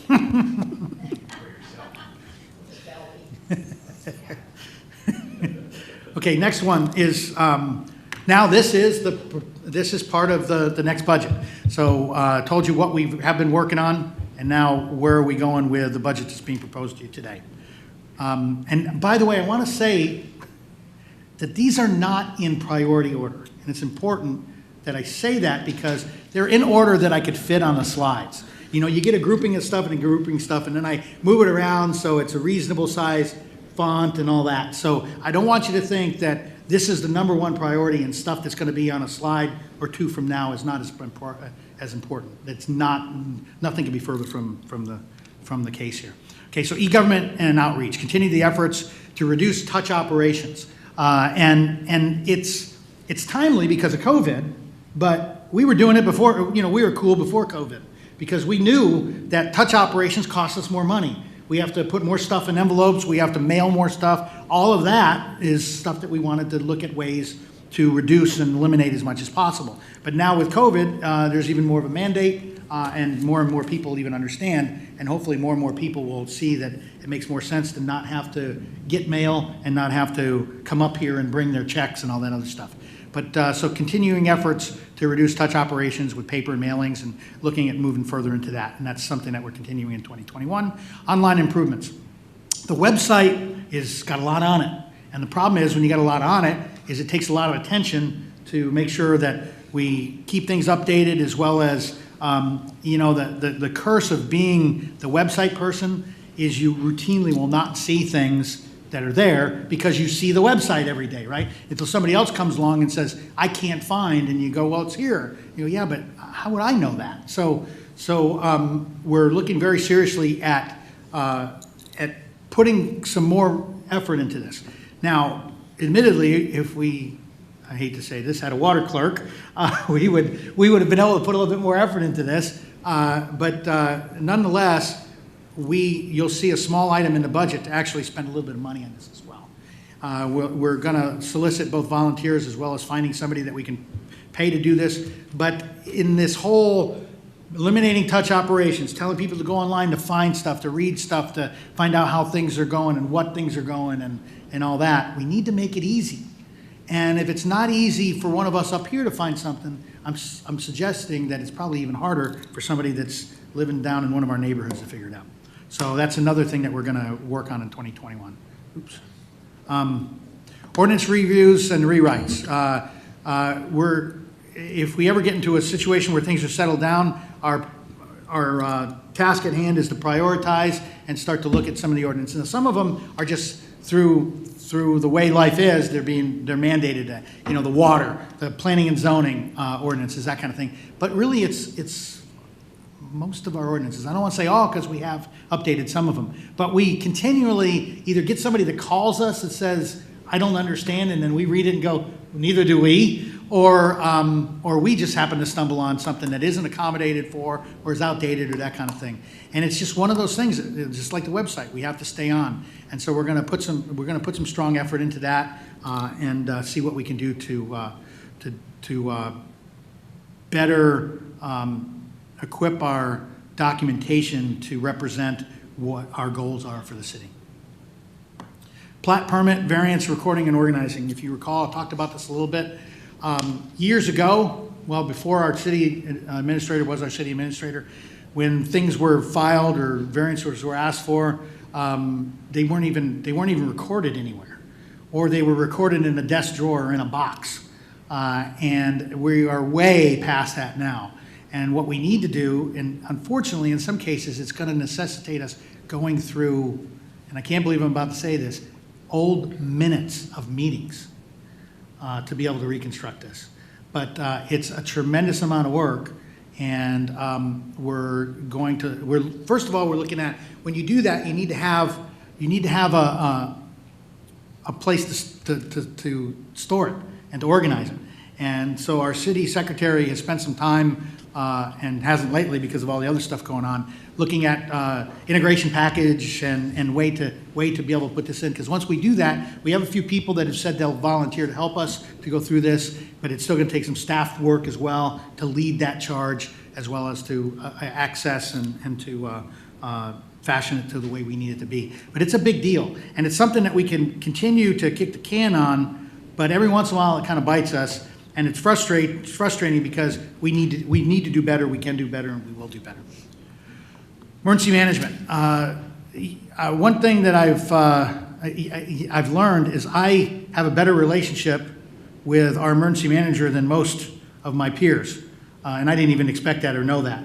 But I want to improve the relationship with some of the organizations that he's working with, as well as start to work up some education for some of our folks in the city. And get some training and education and work out some better procedures, and then relationships with some of the organizations that we may rely on. And this pandemic has kind of shed a spotlight on some of that. I know that's a little bit vague, but it's a priority, and it's something that if we can get through where we're not able to do a lot of training and all the things that we talked about before, I can assure you we're going to start to launch into more of that. So that's in there. Okay, council stipend creation. So right now, everybody's a volunteer, but if you look at the cities around us, it's a mix. There are some cities that are volunteers, and there's some cities that pay, either pay or have stipends. Interesting, most of the cities that pay are obviously, as you would expect, the larger cities, and they pay a lot. But then a lot of cities, even smaller cities, will still do stipends. We kind of surveyed the field as best we could. It's kind of difficult. Sometimes it's really hard to find the answers. But I can tell you that it goes all the way from, other than the big stuff, but $1,700, $750, another $750, and that's Converse and Seguin's are $750. Shirts is $500 and a little bit. Luling is a little bit more, is a little bit less than that. And then there's $100 a month, and then there's some that are, $75, $50, and then down to the zeros like we've been. And that's mayor, then council. For instance, shirts per month is basically $300. Converse is $500. Seguin is $420 a month. Interesting number. But, you look around and you say, maybe it's time we step into an environment where we start to put a little bit more value into what people are contributing into the city. It's an awkward thing because it's like, when I was younger, I remember people saying, oh, those wonderful people in Washington, in Congress just voted themselves another raise. But then you realize that there's nobody else to do that. They have to be the ones that do it, or it never gets done. So putting this out to you, and you see on there it says Mayor 250 per pay period beginning in 2021. I'm going to explain the periods of time that they start here in a minute. The budget impacts, I got the next 2 years, $2,750 and then $6,500 impact for that first line. The second line, council, $50 per council meeting beginning in 2022. Again, I'll explain why. And the budget impact in 2021 obviously is zero, in 2022 is $3,000. So when you put that all together, the total budget impact in 2021 is $2,750, and 2022, and if nothing was to change after that, it would be $9,500 from then on. Shared from the general and water funds of 75 and 25 split. The implementation of this, and the reason why you see 21 and 22 is because the sitting people can't vote to give themselves money, right? So 2021 is the next time that there's a mayor term. So if this gets put in the budget, whoever the next term mayor is the person that would get that. Now, we went back and forth with this. There's two ways to do the council one. You can do that, and I'll leave it to you, and it's not, and you can see the numbers are really small anyway.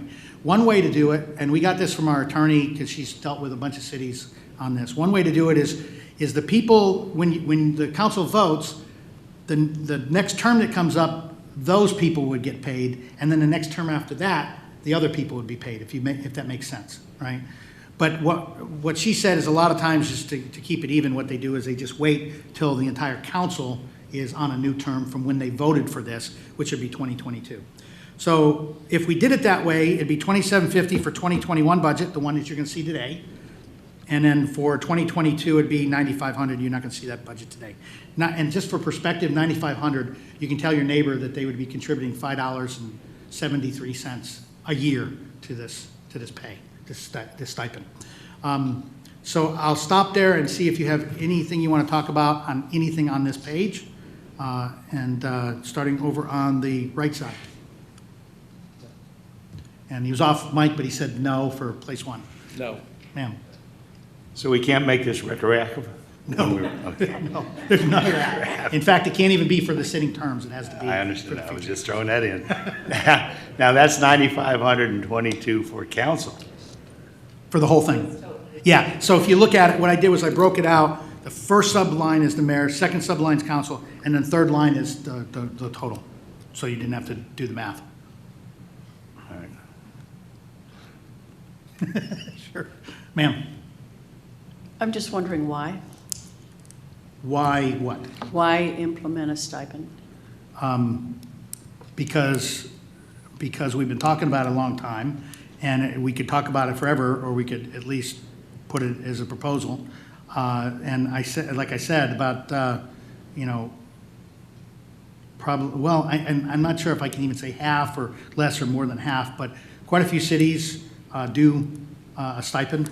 And, you know, it's a weird thing to me that you can spend a lot of time on something and it has no value, you know, and I think that maybe it needs to have value. Frankly, I think it's an interesting proposition in the state of Texas that these positions aren't paid, because in other places they are paid, and there's a rationale for it being paid. It's weird because we're talking about us, but there's a rationale for it being paid, because frankly, the only people that can do these jobs are people that can afford to do these jobs. So you exclude a whole bunch of people that might want to do it, but they can't afford to not do what they're doing to do this. You know what I'm saying? So so the why is, I think it's time to at least start the discussion on it. Okay, thank you. So anything else on that, particularly the last bullet and its sub-bullets? Thoughts?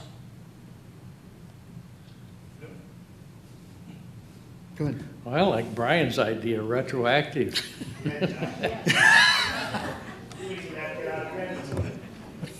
Retroactive to your first term? Any thoughts on this?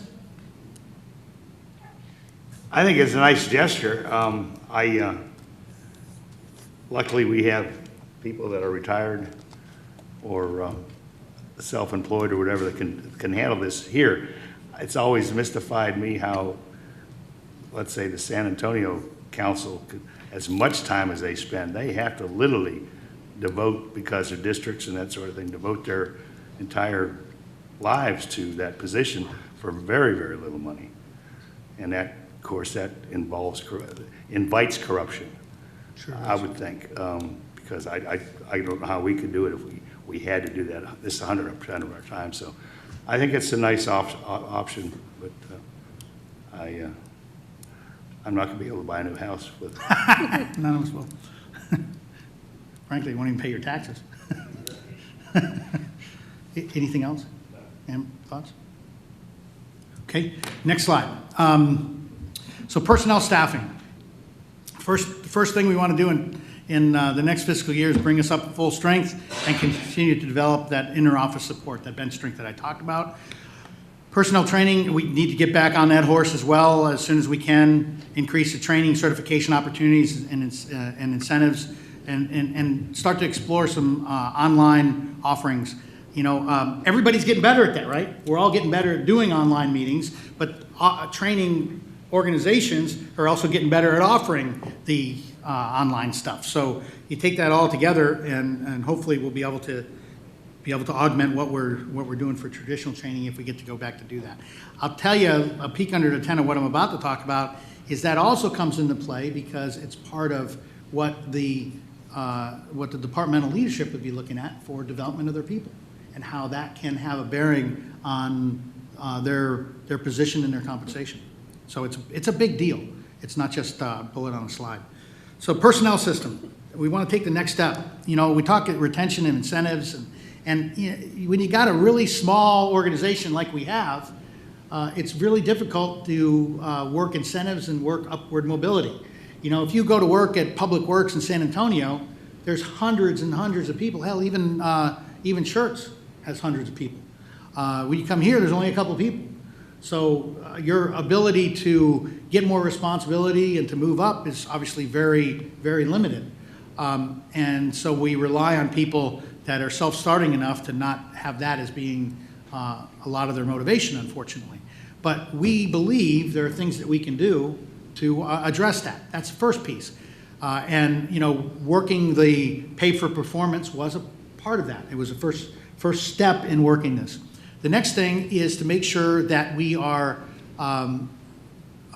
paying equitably when we're talking about compared to others. Doesn't mean that we're going to be the highest paying organization in the area. We can't afford to for a multitude of reasons, and that's not our goal. But we want to make sure that we're fair, right?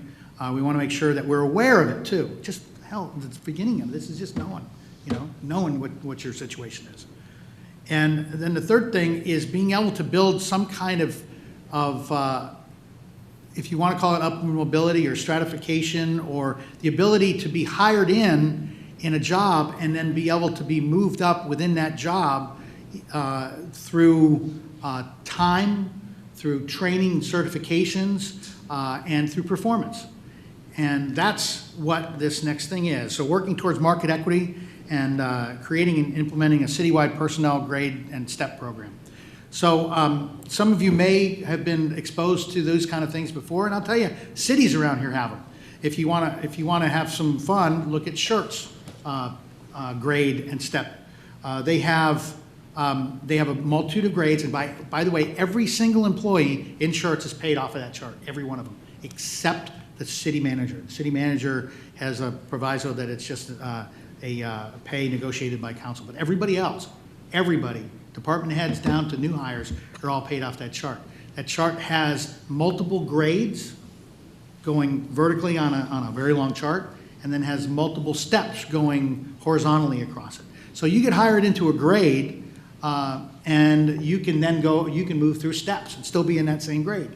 If you're familiar with the Department of Defense does it, the state does it, there's a lot of organizations that do it. And what it does is it provides the opportunity for you to not make the same amount of money that's after you've been here for 10 years in your job as somebody else that's been here for 10 months. Other than we do have a little bit of longevity pay, but that's, you fogged up the mirror, you get the longevity pay. With this, we're talking about crafting a system where the leaders, the department heads, can make decisions that, based on time, based on performance, and based on certifications, your not only your experience, but your expertise, if you will. So to do that, we want to, we're going to do kind of the same thing that we did when we came through with the personnel policy. Bringing the leadership together to survey the field and kind of hash this out and figure out how we're going to do it. Doesn't mean that everybody in every department is going to be in the same grade, because it doesn't work that way in Shirts. Oh, by the way, the Shirts chart, if you look at that online, it's in their budget, has each block, you go blocks down and blocks across. They have 1,000 blocks. Yeah, we're not going to have 1,000 blocks, okay? They have, 10 steps in a lot of grades. We clearly won't have that. But what we do want to do is we want to have something where everybody, it's predictable. They know where they stand. They know what they're getting hired into. They know where they can move up to, and there's some incentive. And what's really important to me is there's a tool for the folks that are sitting right there to be able to manage their departments and manage their people. So that's going to take an investment. So these are two things that all come together. It's the market equity, as I wrote on here, and then the citywide personnel grades and steps. We're going to start getting together to be able to hash this out and figure out how we want to do it. It's not going to be easy. Personnel policy wasn't very easy either. But we're not reinventing a wheel. There's a lot of organizations, companies, cities, counties that do this kind of thing, and we're gonna be borrowing from their ideas on a lot of this as well. Want to put this as a budget item in 2021. So when we figure it out, you have allocated, appropriated and authorized money in essence to pay for the system. We don't know what the system is yet. If we don't have it figured out by September, then the money's just going to sit there. If we have it figured out by September, the money will start going out. It's just however long it takes the leadership of our city to be able to figure this out. And notice that last bullet on there I have is departments may develop unique criterion for steps. I say may because I didn't want to say must, but really they do, because the criterion in a grade and a step for the PD clearly is going to have different criterion than the one for public works or for water or for library or anybody else. So, and that is not unlike any other system that I'm used to. It still works within the grades and steps. And we also, clearly, we're not going to have 10 steps. We're looking at 3 to 5 and then working it that way. So I'm excited about this. I think our staff is excited about this. And it's something that I believe is the next logical step in improving our landscape in personnel in the city. It's something that, you know, we could just sit back and not do it, or we need to do the tough work and make some tough decisions and do it. And I applaud their willingness to do this. So how this is budgeted, because I said that we want it to be in the budget, so when they figure it out, the money's there for us to start paying folks, is it's gonna be in two lump sum holdings, if you will, because we don't know how it'll be divided, right? We don't know where it's gonna go yet. But we did an estimate on what we thought would be a high end of this. And so what we did, and you'll see it in the budget, is we put a lump sum in admin. Remember back when I showed you admin's number and I said it was 11%, but it really was going to be more like 5%? Because that number was all in admin, right? And then the other one is water, because water is separate, so water is holding the money for water. And then it'll be distributed to departments when ready. It doesn't mean all the money will be distributed. It'll be whatever's appropriate. And if it's not enough, then we'll come back to you and say, we need to figure something out. But we wanted to have a starting point. We wanted to have something. And because Ms. Ford and I are so vastly different when it comes to money, I would have made it an even number. She didn't. But it doesn't mean that that non-even number is an exact number. It may look that way, but it's not. It's more of just the way she fits numbers together and the puzzle pieces of a budget, which is fun to watch. Okay, so that said, I want to start on the left side and see if you have any questions, comments, or would like to discuss anything on this slide, left side. Yes, it may be hypothetical, and it may be an answer that needs to come from HR, for example, but do you anticipate, let's just say you have 3 to 5, say 5 slots in any given department, and you hire someone, is there any incentive or obligation, if you will, for that employee to strive to get to the top? Or are they just going to be, are you going to allow a future employee to be comfortable at stage 1 and stay there? Well, if somebody comes in, they're going to be paid based on what we're saying we're hiring to, right? And the qualifications that they need, but we're also going to be able to tell them that you're coming in, you know, in this position, and if and I could use the example of the water folks. They come in with a certain license and they can get more licenses, and as they get more licenses and they get more time, so remember, experience and expertise, right? As they get that and their performance based on what the leadership says, they could be moving into a higher step, and if there's room for a higher grade, but remember, there's not much room. I mean, basically, in water, there's 3 grades. You got right now at least, you got the water worker, you got the number 2, the deputy, and we're going to change the name of that, and you got the water manager. That's what you got, right? So, but there's the steps in there that we can then give them that ability to strive to do more and to get more. I understand the ability to strive. What I'm saying is, what if you hire someone, what if that person thinks they're comfortable with stage 1 and that's where they want to stay? That's not to the benefit of the city. Well, if you get an employee in there that doesn't want to go anywhere, I'd like to see some drive. Well, what you're referring to perhaps is a kind of an up or out, and no, we don't have any intention of putting an up or out in there. I mean, if somebody, let's face it, in a small organization, you know, I hesitate to say this, but the minimum wasn't good enough, it wouldn't be the minimum, right? And so the fact is, if somebody comes in and they don't have any desire, and we haven't put into the expectation of hiring them that they have to get another license. Now, I can tell you that in PD, they do that. You must get some, you've got to get qualified and stuff. And if you can't get there because you don't want to, you're not motivated to do it, or you're not able to do it, then you're not going to be useful to them anymore. So they'll identify those kinds of things. But in general, if somebody comes in and they're doing their job that they were hired to do, and they have no desire to move up, there's still going to be the tool for the leadership to say, yeah, you got time, so you're getting the longevity, but you don't have any interest in getting any more licenses, any more qualifications, any more training. So you apparently are happy where you are. But what I think you're kind of driving towards is what we used to call in the military up or out. If you don't move up, you're asked to leave. You get so many years to attain something, and you go. Well, they become a placeholder, and Well, not necessarily. Well, I'm sorry, okay, I don't mean to argue, but we have people in the city that do a job for us, and it's an important job, and I've never detected that they have any desire to do any more than that. But they're very happy to do it, and we're very happy that they do it.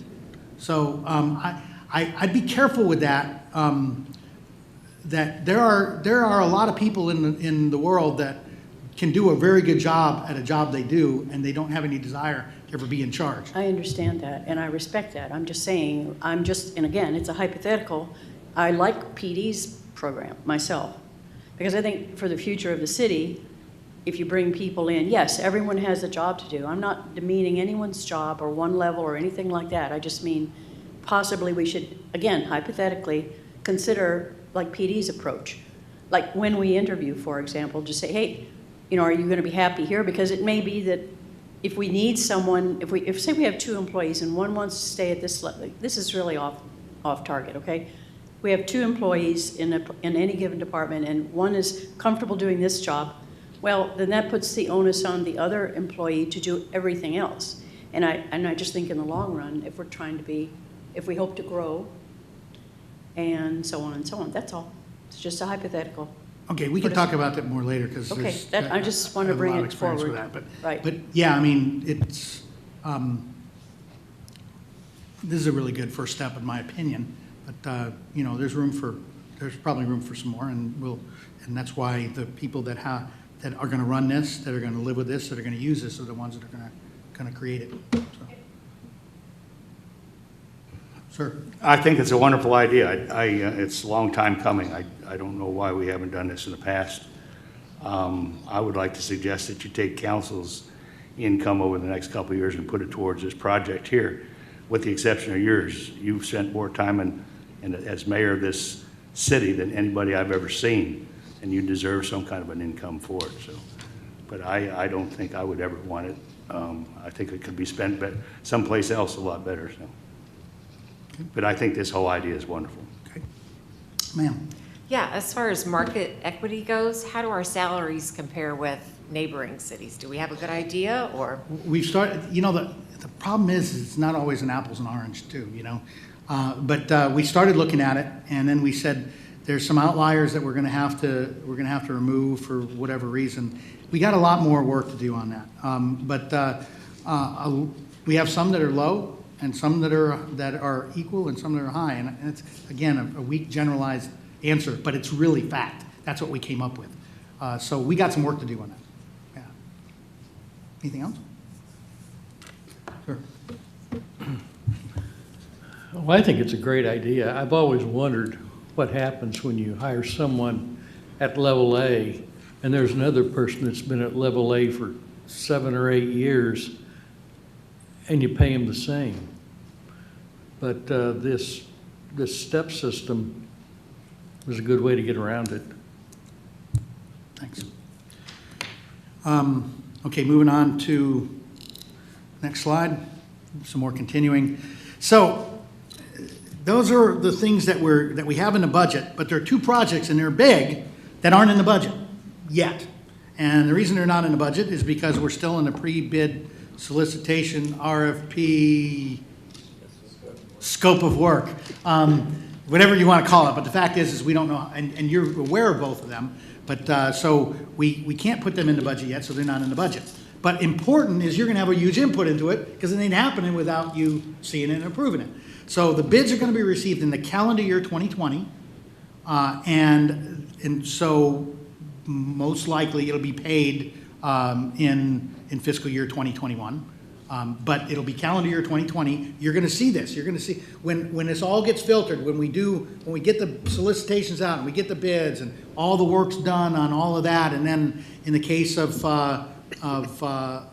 the AMI project and the Water Commission takes a look at it and everything else and brings it to you, you're then going to have the input on whether or not it's approved. It's that simple. So it's not in the budget process, but it's part of the budget, sort of, and you'll see what I mean. So funding is going to come from general and water fund reserves. Based on the amended 2020 and the proposed 2021 budget reserve levels, we're going to be able to do this. And the cool thing is, like I referred to debt before, no debt. We expect no debt to be incurred by being able to make these 2 projects happen. Both projects are projected to repay the reserve funds. The durations are a little bit in question, and there's going to be different durations for the 2, obviously. But the really cool, technical term, cool thing about this is neither one of them have to. So, you know, you know, in your business or in your home life or whatever, or you're looking at spending money on something and you're saying there's a return on investment, how long, and you need to have the return because you need to get the money back in it. The fact is the repayment, we expect it to happen, but it's not required to maintain adequate reserves. So we're assuming we're spending the money and we're never going to see it back, but we have every expectation that we are going to see it back, right? So that's all good. The reserves are going to remain strong even after that, and we're going to be maintaining higher than generally acceptable minimums. And one of the people that gives us an input into that, or one of the firms, is our auditing firm. And every year they say that we have quite a bit and more, and the answer and the thing is healthy and more than most when it comes to reserves. So we're doing well. And it's time we enjoy some of that success by saving a lot of money in interest. So the projects, the two projects are the advanced metering infrastructure, the AMI, and the 2252 pressurized wastewater system initial startup. And you're familiar with both. You're going to get a lot more information on both long before you ever are presented the approval of these. But I wanted to show you how we intend to pay for these and how it fits into the budget as we see it and how it fits into the reserves. So the first one is the AMI. Look at paying for it out of the water fund reserves. The water fund reserves are more than adequate to pay for this while still maintaining those recommended set-asides. So I'll give you the numbers now. The budgeted reserve level in 2021 is $1,831,000 and change. That's what we, right now, if you approve that budget, that's what the water fund is going to have in it, okay? You know, budgeted, that's what our expected is. So the two retained reserves. Now, remember I told you about that whole year that we put in there? Well, that first payment is that second line, and it's 83%, so it's not the whole thing. And the other one is having 6 months of operations, which is a pretty standard, makes the auditor happy. So 6 months of operations is $524K, and the first payment on our debt service is $559K. Put those two together, you got $1,083,000. So that means it's $747,000 and change are available for the AMI. We don't know how much the AMI is going to be because we haven't done the bids yet. But we know it's going to be in the realm of $700K because when we went out and got the initial, what could you do for us and that kind of thing, that's the numbers that we were seeing. We saw some numbers lower and we saw some numbers higher. So we said, okay, roughly it's going to be about $700,000. We think that even the ones that said this is what we think we can do, they'll probably come in a little bit lower when they know they're now competing on a bid. The other part of it is we said, give us how much it would cost to supply the meters, to put them in, and do the whole thing. But now we're breaking out the bids to say, give us a bid on installing because we may not have them install it. We may have somebody else install it if we can get a better deal. You know, it's kind of like buying a piece of something for your house and then paying somebody else to put it in instead of the people you bought it from. So again, you see that we will, without a doubt, be able to maintain our required retained reserve of $1,083,748 and still be able to fund an AMI project. So that's a great thing. You're going to see more of this when you get the project put in front of you. But I just wanted you to know this is background on the budget. The second project is the wastewater system on 2252. Same kind of thing, except for now, the general fund is going to loan money to the water fund.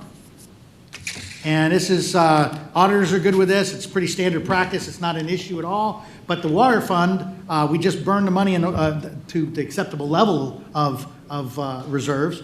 But we have the money in the general fund that can be loaned to the water fund. And it will then be paid back into the reserve in the general fund from the water fund as we start to build up the money back from money as we get the fees and everything from the pressurized wastewater system. Because we never have had an intention of we're going to put this money out and never get it back. Remember, this is the seed that you all have spent some time talking about. So the general fund reserves are more than adequate to pay for the fund and retain auditor recommended set-asides. It's a little bit simpler in this one because remember that it doesn't require us to service debt out of the general fund reserves because that's why you have an INS.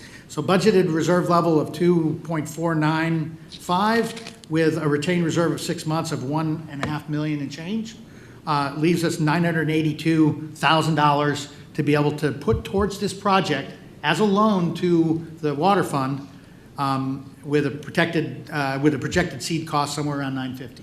And actually what we're coming up with and what the engineers have said is between 900, they didn't say 900 million, they said 900 and, yeah, I think they maybe said 900 million, so we said 950. But, again, we're staying very healthy with our reserves. Auditors and everybody else is going to be really happy. We're not going into debt at all, and we're being able to do these two projects. Frankly, to me, it's kind of exciting that we don't have to go into debt on this.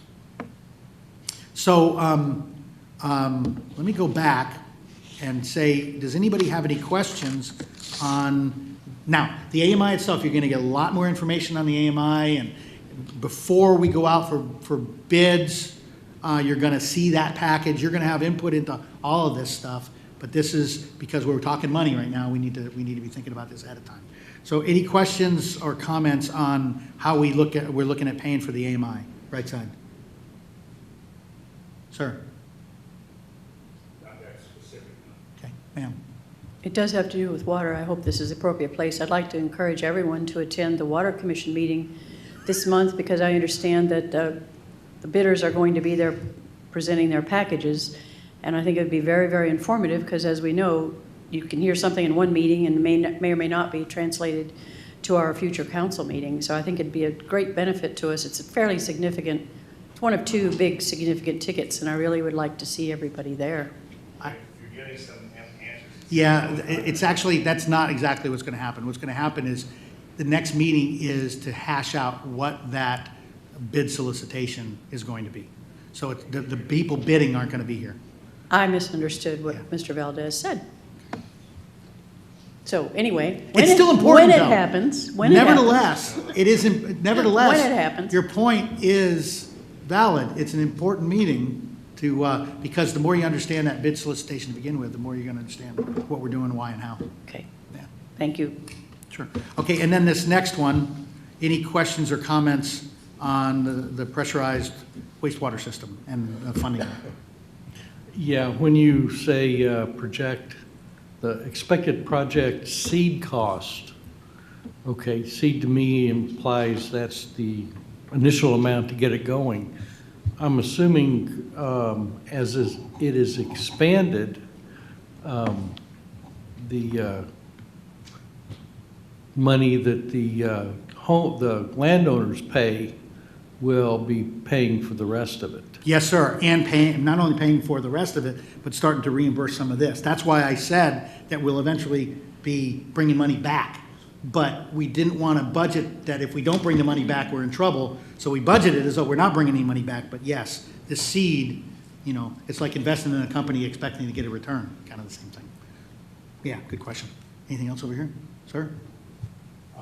Yeah, you can't project that right now because you don't know how quickly this is going to catch on. This could take a year, it could take 6 months, it could take 5 years. Yes, sir. But it will be, everything will be being paid Yes, sir. back. And recall, I said the payback time would be TBD for Right. that very reason. Right. Yeah. Ma'am? Okay. Okay, so now it's time to look at the individual budgets. And Ms. Ford handed those things out. Same way we did the last one, to cage you on what you're looking at. You'll now see the amended budget that you just approved, bounced off of what the proposed budget is for the next year. And the first one is the roll-up page like we did before. So if you would look at proposed budget, general fund summary, look at page 1, you see total revenues, expenses, see what the over and under, and remember that 5541 was the number I told you about before. I'll come back to these restricted balances and talk about what that's all about, and you see the expenditures per month and months of expenditures. We'll come back to that. So going to page 2 is general fund revenue. So 3% increase, told you about that on one of the slides, and then coming back down on the principal and interest because of, you know, where we are on this thing, but So revenue is pretty flat, as you can see, very flat, just, $30,000 or not even that much. Franchise, now we have a better idea of what we're going to get for franchise.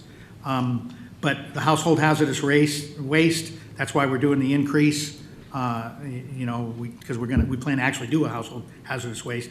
But we're going to change the rate from 52.5 cents to 98 cents. So still less than $1, but then everybody gets that full household hazardous waste thing that we've always done with some guidance, some better guidance, and making sure that we don't get a $50,000 bill. But that's where we're planning on putting the money for that under franchises. You see that under permits. This is a small number, but I just wanted to point it out to remind everybody that once you pay your first alarm fee, you never pay it again. Every year you make sure that your contact information is good, but you don't pay anymore. So you see that we had a lot of people paying in the first year, and then after that, we're expecting the number to go down significantly. So permits, pretty much flat. Then you go down to fees. There's one fee on here that is still up for negotiation, and that is the tower rental. We rent to American Tower, or I think that's the name. We rent to American Tower, and they have sent us a letter that they don't want to pay as much, and we're going to see what we can do to negotiate. But we put the lower number in there just to be conservative with our estimate, but we're still under negotiation. So that number could come back up, but you see the number's considerably lower, $8,000, or roughly $8,000 less. So that's a first page of revenue for the general fund, page 2. Questions or comments on that page? Starting on the left side. Sir. Ma'am. Sir. Yeah, I noticed once again, the telephone franchise fee went down again. That's a pretty significant drop from 34,000 last year down to 8,000 this year. Yes, sir. We're conservative on it, but that's what's happening. Is as it's not being able to get more than one franchise fee from a company, and more and more people just go into a cell phone, and getting rid of some of the phones they have. Anything else? No. Okay, moving on to the second page, which is page 3, general fund revenue. You're going to get this a lot in here where we're budgeting to thinking we may go back to normal. We may or may not, but you'll see that both in revenue areas and in expenditure areas. You'll hear me say that a few times today. But so under revenues, on the top of the page, they're still part of the fees. You see that we're assuming that community center and parks get back to normal. We've already got lots of people asking about it, and then we have to remind them that, that we still have the guidance of group sizes and separation and all that. And so, but, if we get through this, we expect it to go back to normal, or possibly get even more people that are missing getting together and getting back together. So it's lower than it was in both 2020 budget and 2020 amended, but so that's what that is. Donations, as I told you before, we budget for 0 and then are happy when we get something. The court is pretty flat and we got the little issues at the beginning, but we're assuming if we get back to normal, we'll have a little bit of growth there. And then in miscellaneous, sale of assets, it's gone down a lot. We just have the one vehicle. We're not doing any land sale like we did last time. And otherwise, we're kind of working it pretty flat there. So compared to the 2020, we got a 3.9% increase in revenue. And again, very conservative, because that's the roll-up for the whole thing. Very conservative, particularly in the tax revenue, where clearly we get most of our money from. So that said, questions starting on the right side for page 3, or anything in general fund revenue? No. Ma'am? Sir? No. Ma'am? No. Okay. Moving on to expenditures. First one is admin. So what you're going to see in all of these is you're going to see personnel services, the 3% that gets split between cost of living, whatever it turns out to be, and performance program. That's going to be pretty standard everywhere. You're going to see that, and I'm going to skip down to where you see the mayor city council stipend, and that is the split 75-25. So the admin is where it comes from in the general fund, and it's $2,000 for fiscal year 2021 out of admin. But now moving up one line, that 54,834, that is the place where we're parking the money for the equity pay and the wage step, grade and step program. So it's parked there. That's why their number was so high when I showed you 11%, when they're going to go down considerably once that money, because that money's going to come out of there and go to the other departments in general fund. Some of it will stay there, but a lot of it will come out. Then the last chunk of stuff in personnel services is what I showed you on the slide. That's the increases and all that with all of the benefits. Oh, and I want to just point out one thing, mostly because Karen has said it to me about 15 times, and that is when we talk about that that nice round number of 54,834, it's not just pay. It's pay and attendant benefits. Remember, when your pay goes up, your benefits change. So it's pay and benefits, all right? So anyway, coming down, the total personnel services you see gone up, but it contributed a lot to the salary wage and step program. Step and grade program. Professional services, engineer prepay, that I kind of called it prepay. That's the reason why I went from 339 to 293 from 20 to 21. And notice there's a line in there, upgrade web page user friendliness. I talked to you about that in the slides. Next one is city support services. They're pretty flat. That's page 4. Questions or comments on page 4, left side?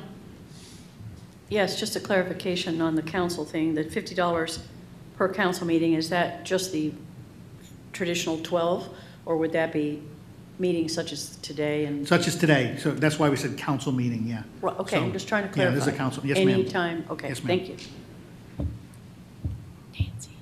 Anything else? No, thank you. Sir? Why the big increase for the attorney? Well, it's not so much a big increase, but kind of going back to status quo. You see that, we planned 100,000. We saw we didn't spend as much. We haven't been spending as much, but we figure we go back to status quo. I don't know if there's any other rationale other than that. They're talking amongst themselves over there. Is there anything else other than what I just said for attorney? It was an inaudible head shake. So the answer is that's the reason why. And the engineer's going down? Because, and that's yeah. because they've gotten through most of Yes, their sir. projects Yes, right sir. now, okay. Well, at least we hope, well, yes. Yeah, Yes. so they're on a downhill. Yes, sir. Ma'am? Sir? Okay, let's move on to page 5. Continuing with general fund administrative expenditures. I would call staff support at top section kind of back to normal. Let's see, the next one is operational support. The servers, we talked about the servers being in there. We still got to pay for some of that stuff. Let's see, and insurance going up. The hazardous waste is offset by the income, so it's a $19,000 expense there, but it's offset by the income you saw on previous pages. So a little bit of growth in operational support. Utilities,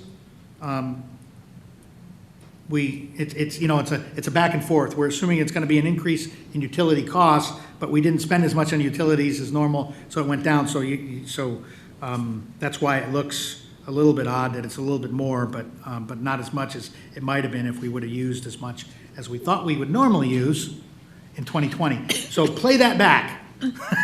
That was a statement I stand by, but boy, I'm glad I didn't have to understand that.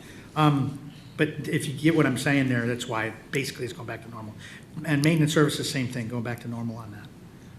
So the total roll-up for administrative is 11%, as you saw on that slide, but it'll translate to significantly lower as a lot of that money is transferred out to the other departments. So that said, page 5, or anything in admin, questions, comments, right side. Yeah, the household hazardous waste event, Yes. I've always thought that was a great idea. 19,000, that seems to be pretty high. It's really high, and it's really low compared to what it would be if we did it the way we always did it, which was no limits whatsoever. And we found out that, well, we talked about this. We talked about this when we got the surprise bills. You know, we had a guy running this private company that we have no idea where he was putting the household hazardous waste when he was taking it from us, but it's very clear he wasn't paying a lot to get rid of it. And now you got a company that isn't willing to get the wrath of the EPA and God knows who else would come after them. And to do it right, it really costs that much. And in fact, a lot of it's passed through. It's not even them charging us. It's them getting it and them having to give it to somebody that's approved by the federal government to dispose of X, Y, or Z. And yeah, it was, yeah, remember the bill we got was twice this, more than twice this. But we negotiated it and we got rid of it. And that was that was a coup to get rid of it, because otherwise we would have been paying on that for a long time. But yeah, that's why this is so much. It's a lot. If you've never looked into this, disposing of paint, wow. You could buy a can of paint a lot cheaper than you can dispose of it. It's amazing how much it costs. Yeah. But yes, so that's the reason why. Anything else? Ma'am? Sir? Ma'am? Okay. Then moving on to page 6, which is the court. Pretty flat, but you notice right in the middle of the page, our prosecutor and our judge said they need to be paid more. So they're increasing, they're both increasing it by $200 more a month. They do good work for us, but yeah, they want more money. And apparently everybody else pays them that much too. We're the last holdout to not pay them as much. But so that's what that is. Are they doing their job? I look over at the chief. We've had issues every now and then, but overall, yeah, they're doing a great job. You know, it's always that tension of, you know, what are you trying to accomplish? You know, compliance, and compliance can be in the eye of the beholder. But yeah, overall, we're happy. And frankly, when we have problems, I think they're pretty responsive to our problems. So, and to be fair, I could turn it over to Ms. Kane, because she deals with both of them a lot more than I do. Would you have anything to add to that? Not a lot more. Our judge is very responsive to any questions or concerns. He's open. I mean, he'll sit down and talk with us, listen to us. He's, in fact, he spent some time talking with Chief on a couple of issues that we had occur, but our courts have grown tremendously since they've taken over, and yes, the $400 a month they're currently receiving is much less than what other entities are paying them for their services. Thank you, ma'am. You're welcome. Anything else, sir? Ma'am? Okay, then moving on, so that's court. Moving on now to PD. Top part, obviously the 3% to cover the cost of living and performance program, and then all of the increases and with the stuff that I put on the slide with the benefits. And then this, of course, is going back to pre-COVID, fully staffed PD. So that's why it goes, you see the number increased by that much. This does not, of course, include the money that we're working to put into it for the grade and step program that will come out of that admin part of it. Let's see, flat, back to normal, I would say, for staff support, and for operational support, pretty flat there as well. A little bit increase on insurance, but otherwise, pretty straightforward for the rest of it there. Any questions? This is only the first page of 2, but any questions on this page, starting left side? No. Sir? No. Ma'am? Sir? If we have our overtime is down, and we've had one less person, do we actually need another person, or not having that other person, even though the numbers look good, it's kind of a stress on our officers? Yes, it's a stress on the officers, yeah. Kind of figured that. Oh, well, she's already gonna have her salary Three doubled. times the pay.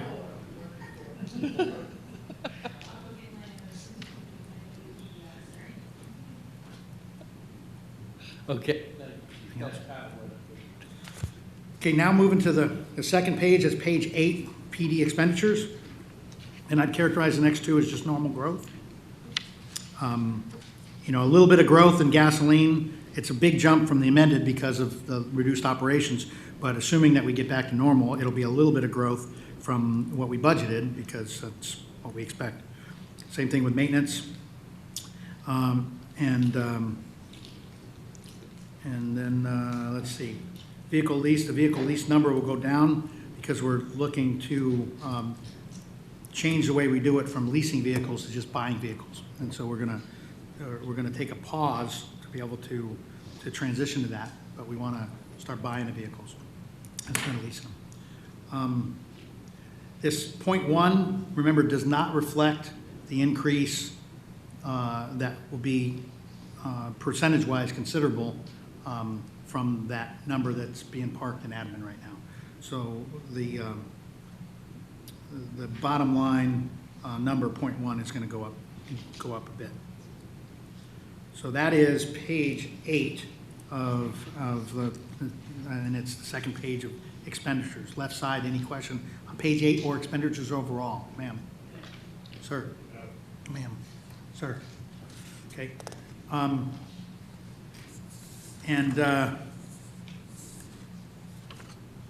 I neglected to ask Ms. Kane if there was anything to add to the admin. I apologize for that. Anything to add for the admin? No, sir. Okay, and now I'll ask Chief, anything to add for expenditures in yours? No, sir. And Ms. Kane, anything to add to that? In For what? PD? I'm always going to come back to you also. PD? Oh, Police no, Department. sir. No, sir. All right, moving on to page 9. Page 9, Public Works. A couple things here. Of course, the 3%. Also, their numbers will go up as we work the new program with personnel. And then you also see the increases and the adjustments with the benefits. But there's one additional thing that's being added here. As you know, during the summer, we do a seasonal part-time employee. It's a really good deal. Part-time employees, it's a bit, I feel a bit mercenary when I say this, but part-time employees are a good deal because you don't give them any benefits. You pay them a salary and you get good work out of them usually. And so we have somebody in Public Works right now that you may have seen running around. That's a sort of summer hire, but he's in a situation where he's self-employed, and we may be able to keep him on longer, and he's doing a tremendous job. And I haven't heard a disparaging word from anybody, and I've heard a lot of great things about attitude, work ethic, work amount. It's just fantastic.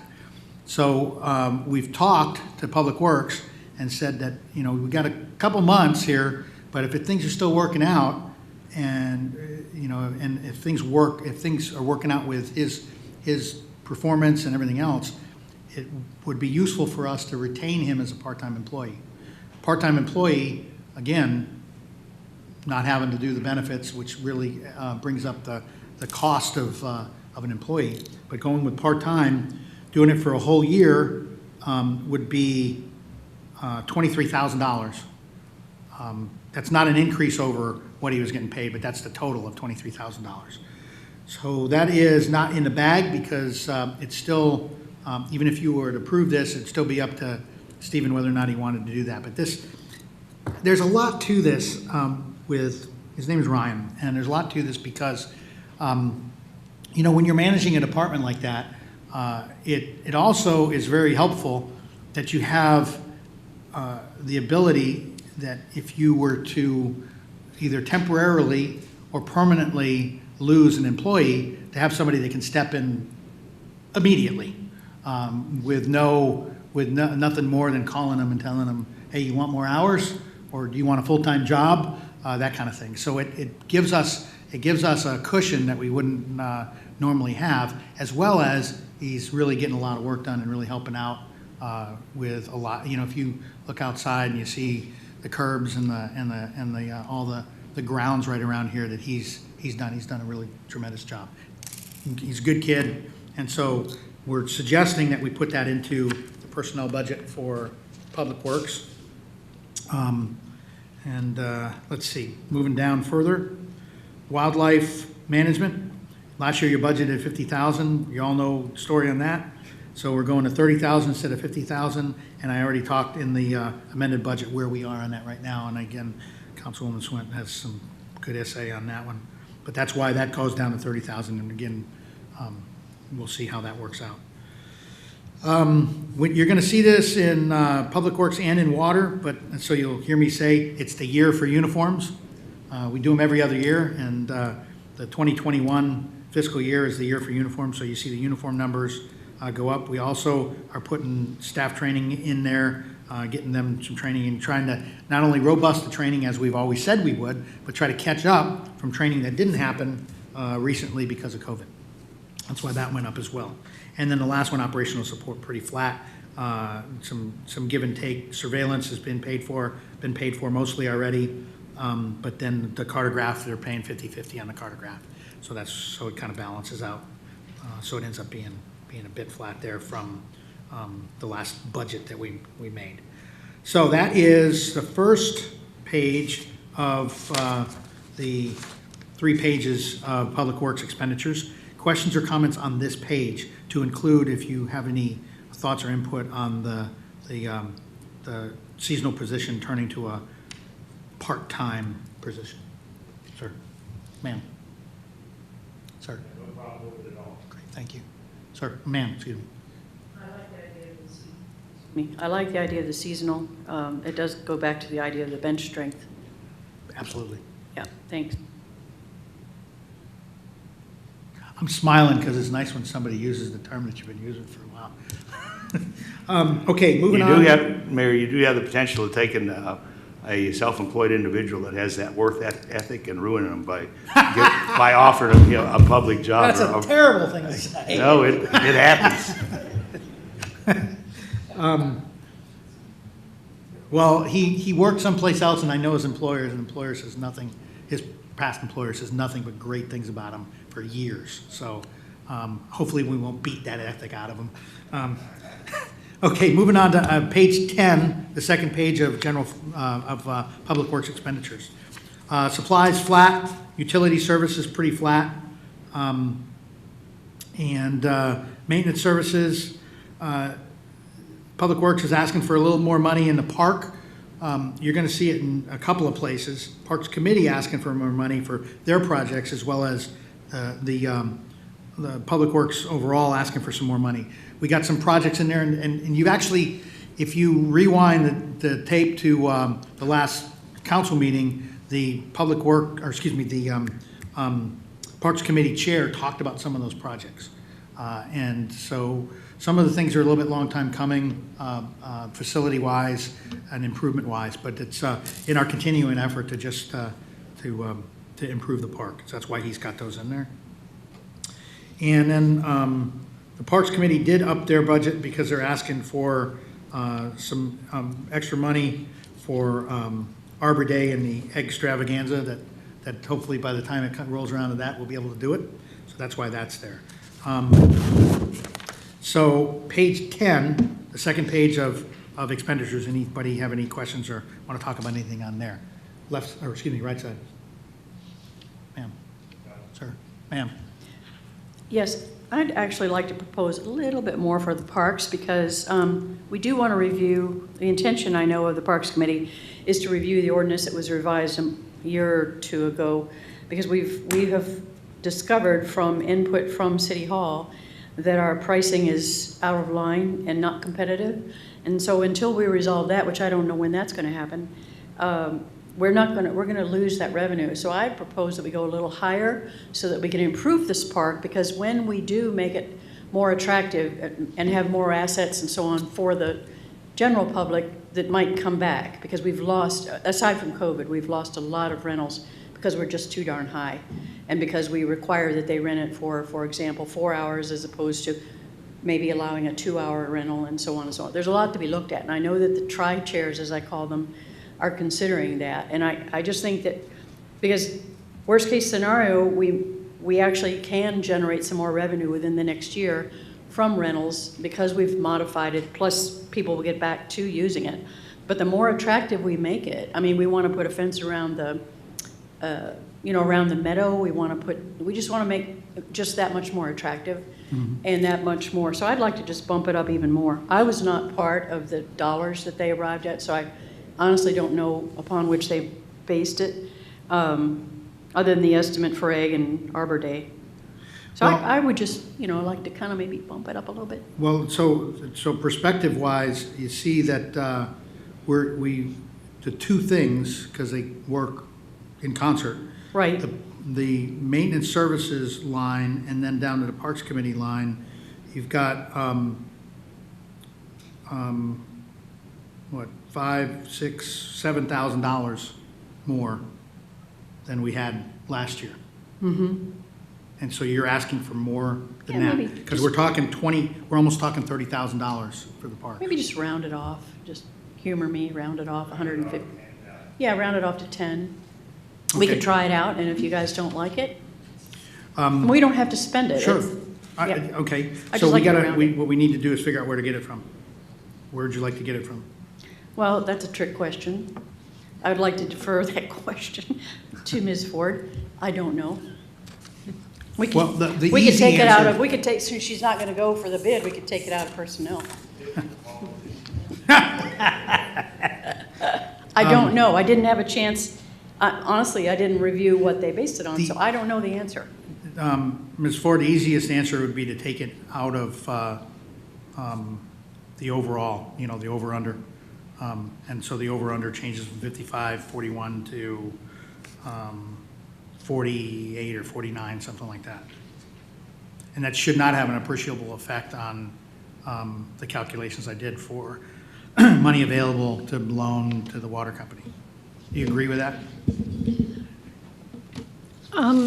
Yeah, I understand what you're saying. My question would be, do we want to put it under the Parks Committee, which they usually are housing the events that go on? Put it under parks. Or do we want to put it under Parks and Recreation, which is more the maintenance and the upgrades and? Well, I was just going by, she said, made it $10,000 in the Parks Committee, but you want to,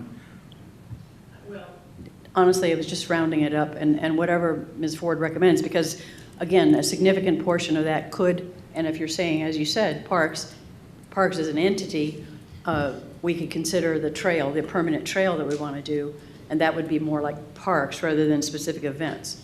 So possibly we bump it up in the parks portion of that, but I would like the Parks Committee to be have a significant impact. That's probably in the back of my mind why I'm thinking Parks Committee, because we want to determine a lot of what goes on there rather than just having, say, no offense, Public Works makes the decision. I mean, I think this is a Parks Committee focus. well, I only can tell you my perception. I can't. Okay. My perception is that the Parks Committee and Public Works works pretty well together on that. In fact, they produced, as you're probably aware, I asked them for a wish list for anything that fell out.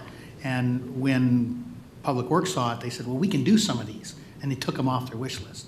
So I think that the public works, at least that's, again, my perception, you might even be closer to the process than me, but my perception is that they've been working pretty well together and trying to make these all fit. Well, if we go into Parks and Recreation line item 55230, is that where you're proposing, Karen, Ms. Ford? Yeah. Instead of rounding it to an even 10, that would be 650, we could bump that up, 650 to that. We could, what is that line item there?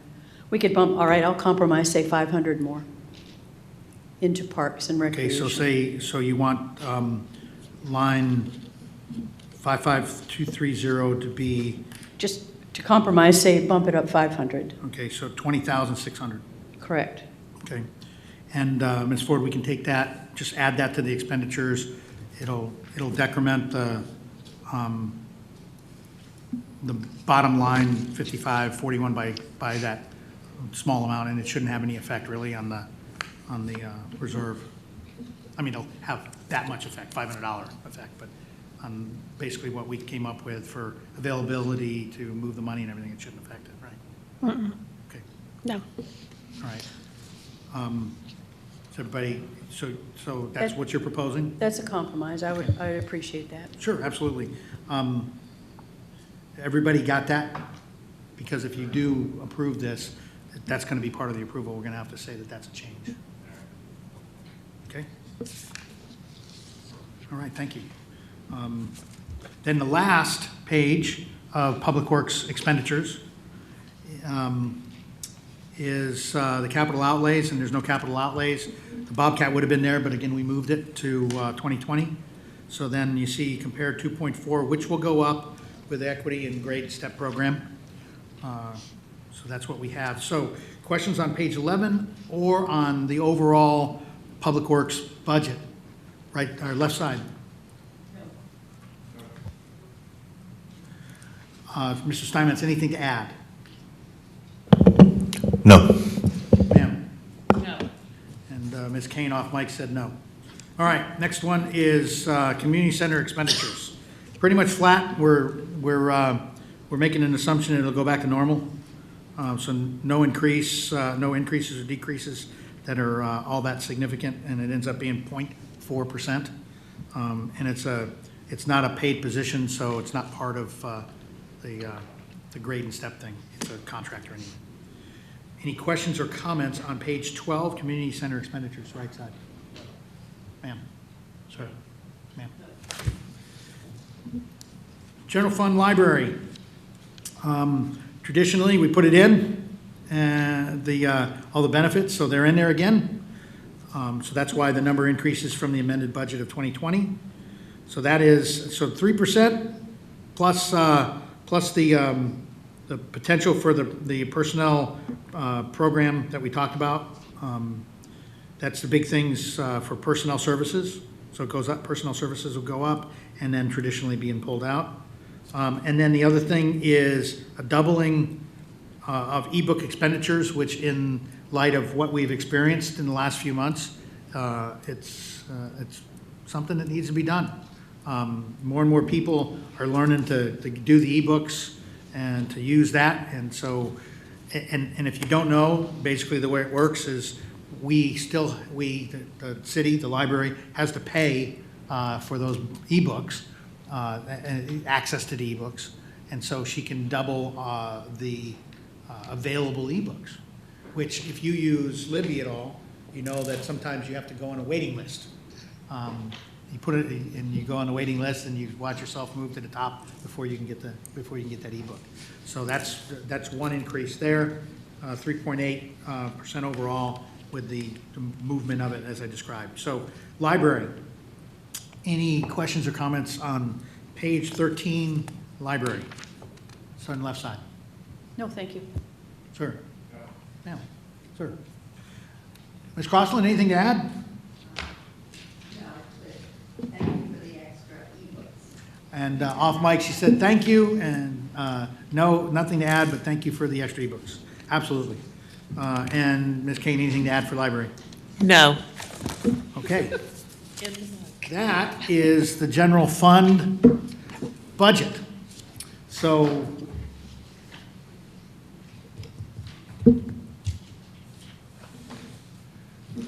now, remember this, we're not approving the budget, you're submitting it. Do you want each one submitted separately? Or, not, filed is the word. I use the word submitted, but technically it's filed. Do they need to be filed separately?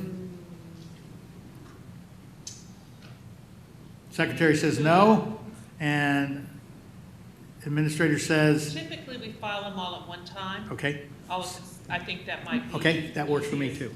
Then hold on to your hat, because we'll do them all at once. Next up is the water fund. Water fund, oh, wait a minute, I didn't do it. Darn it, second time I did that. Okay, general fund, page 1. Told you we'd come back to this. So if you look unrestricted, we have $74,000 restricted for various reasons, like I said, either through ordinance or through law. Child safety, we use some for cameras, and we'll continue to look for ways to use that. We, over the past 3 years, we depleted restricted funds significantly, and we will continue to do that. Not because we got money to burn in our pockets, but because we want to have the ability to spend it where we see fit, not where just on a restriction. So child safety, we've got we're projecting 17,000 and change. Court security, same kind of thing. And then PEG capital fees. The PEG capital fees will start to go back up, as the utility, it's from the utilities and all that. So they'll start to go up, but we're looking always at, number one, we can use some of the PEG fees for recurring fees. The subscriptions, the yearly subscriptions, to be able to keep the stuff on the web and stream it and all that other, and the interface, as well as we're looking at, we can continue to look at potential upgrades using the PEG funds. So that's what that's all about. And then the expenditures per month and months of expenditures in the reserve is what you got down below, and we've already talked about those. Okay, so sorry about that. The second time I forgot the front page, but any questions or comments overall on this budget? So to review the budget, when we put them all together to file them, the only change will be on page 10, line 55230 will go to 20,600, and then that will have attendant changes to the expenditures on page 1, well, actually, on page 11, then on page 1, and then also on the over-under and the ending fund balance. That's how that'll all roll. Hopefully everybody can follow that. Okay, now, water. Sorry about that. Water fund. Revenue, we're going with it very small increase. There's a little bit of, you never know what we're going to be dealt with weather, and obviously we're a lot dependent on the weather, but that's why we're keeping it pretty close. Not very much more than what we're saying in the amended budget. And we'll talk about that a little bit more. You see rolling down through the expenditures we'll go through on the other pages, no restricted funds, and you see the months of expenditures, and we talked about that. So turning to page 2 to go to the details. As I said, we're on track for this or more with 1.5% over fiscal year 20 amended. A lot of the fees are pass-throughs. You see EAA and Trinity, you see a number and then you see a minus. That's just the way we have to account for it, but they're pass-throughs. Money comes in, money goes out, same numbers. Otherwise, we're pretty flat there on fees. Drop in interest rate. We're assuming that it's going to stay low, but we could be blessed if it comes back up. But that's a significant interest rate. All of us know about that. So bottom line, 0.3 growth on revenue is a very conservative approach, but that's the way we do it. So for revenue, any questions? Page 2, water fund revenue, right side. Ma'am, sir, ma'am. Turning to page 3, the first page of expenditures. Same story with payroll, 3% spread between those two.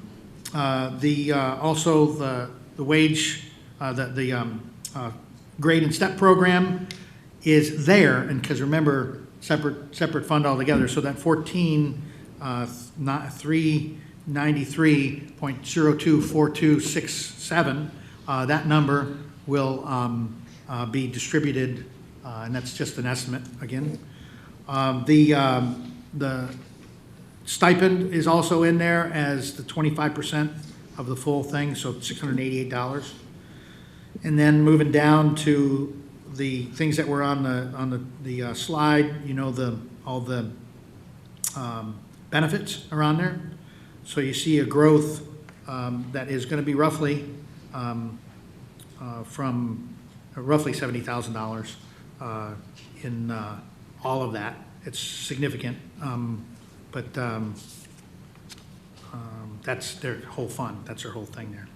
Let's see, then flat on all the rest. Professional services, flat on, you know, some give and take there, where some stuff's going up and some stuff's going down, but it's flat if you go back to, if you get rid of the blips, you know, the engineer fee. If you take that, you know, that was a blip. We paid forward, if you will, on the engineer fee. But if you look the way we budgeted before, and if you took out the advanced engineer fees for projects we haven't done, it ends up being kind of flat on what we're doing for professional services. And then flat on the fees to the city. And then flat on city support, pretty flat on that. So first page of expenditures is page 3. Questions or comments on page 3, right side?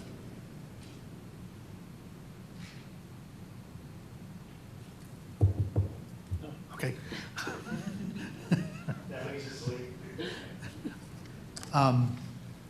Anything, ma'am?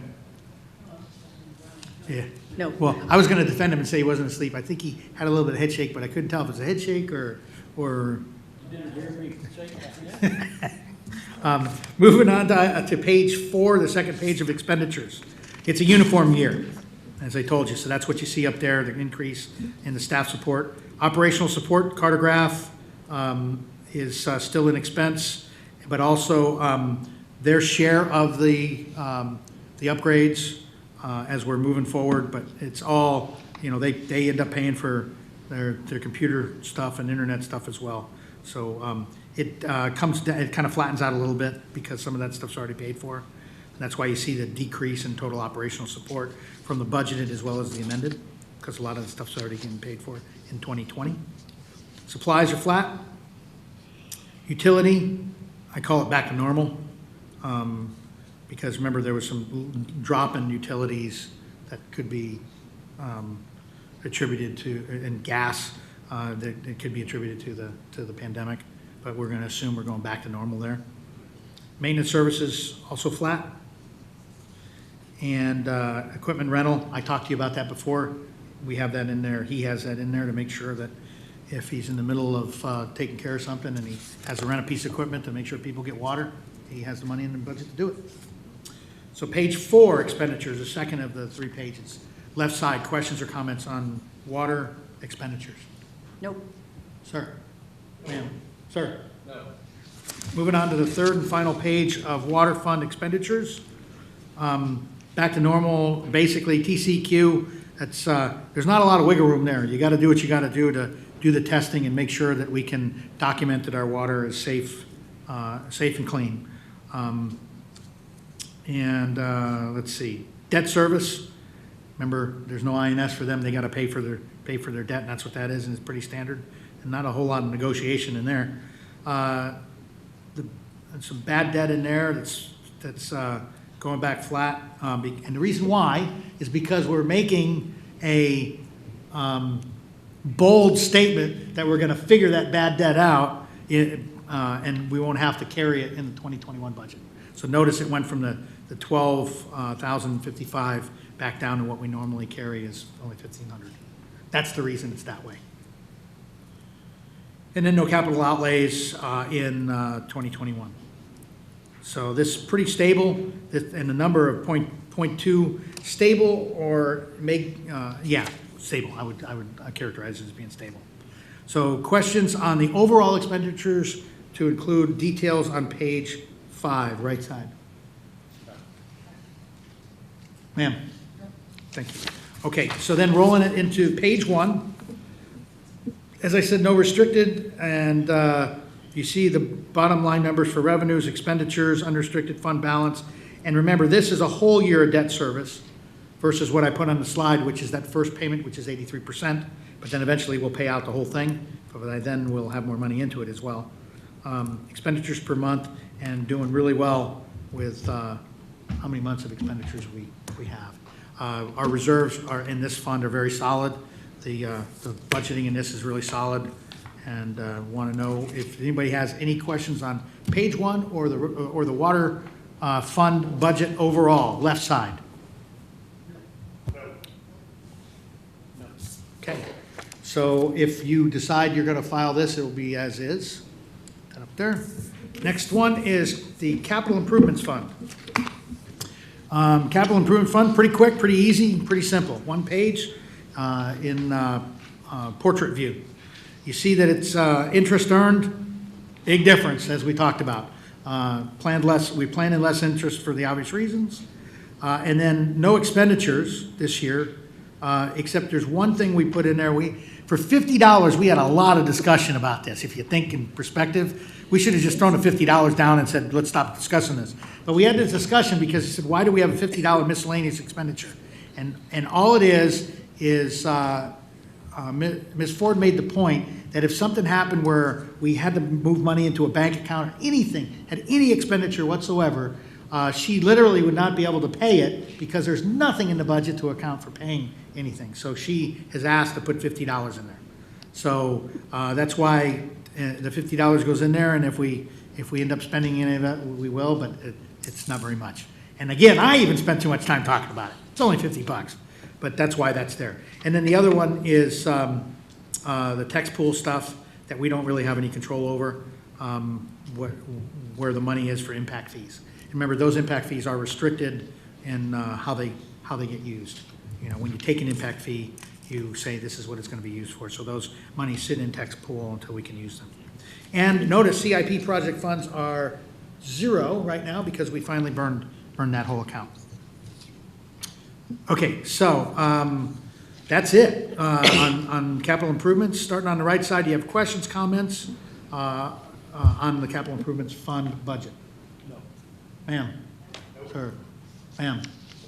Nope.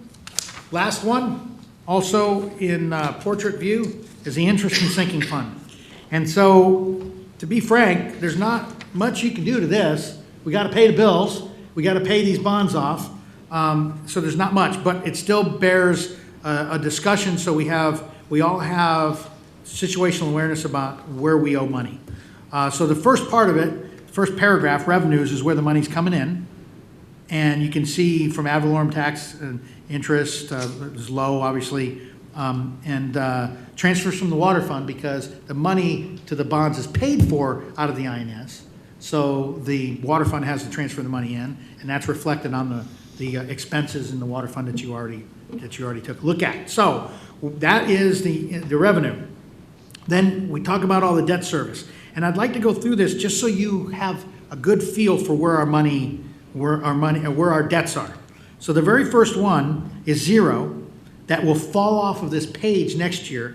But back in 2019, it was audited when we did a refi of a Series 2009 note that turns into a 2017 note. Okay, and the last number's audited, and we paid it off in essence by rolling it into a refi. So that refi is the last one on this list, where you see Certificate of Obligation Series 2017 refi. That when you go way over to the right, the $2,380,000, that thing that's going to be paid off in 2029 is how we paid off that debt up above. So we got a lot better interest on it, basically, like refining your house. The next one down is a Series 2012, which everybody now knows as the 2013 CIP, which this debt, you see the load of general fund, the water fund. We always get that in there. That's important. But you see that this one will be paid off in 2031, and we owe $4,030,000. Okay, that's the next one down, the Series 2012. That was an actual CIP, not a refi or anything else. The next one is Series 2012 refi from back in 2002 and 2005. So we had a couple of bonds, and we refied those, got a better interest rate, and a final payment on that is only in a couple of years, 2024. We owe $625,000 on it, and it'll be paid off in 2024. That is being carried by the general fund now. The next one down is Series 2015, excuse me, and that is the 2015 CIP, the last CIP that we just closed out.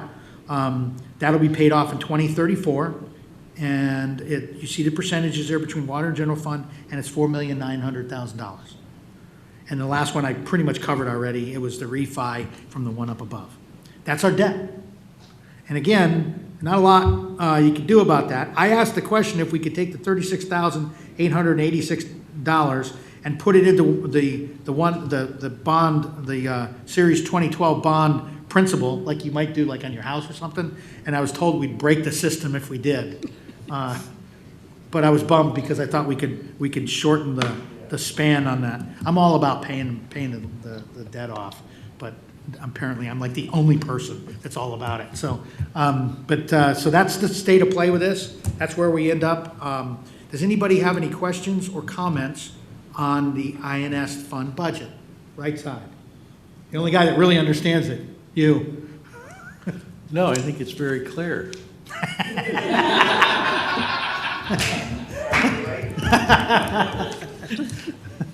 No, it's fine. Thank you, ma'am. Sir, ma'am. No. Okay, so that said, that is all the budgets. So the next is item C, which is file the proposed 2021 budgets with the city secretary.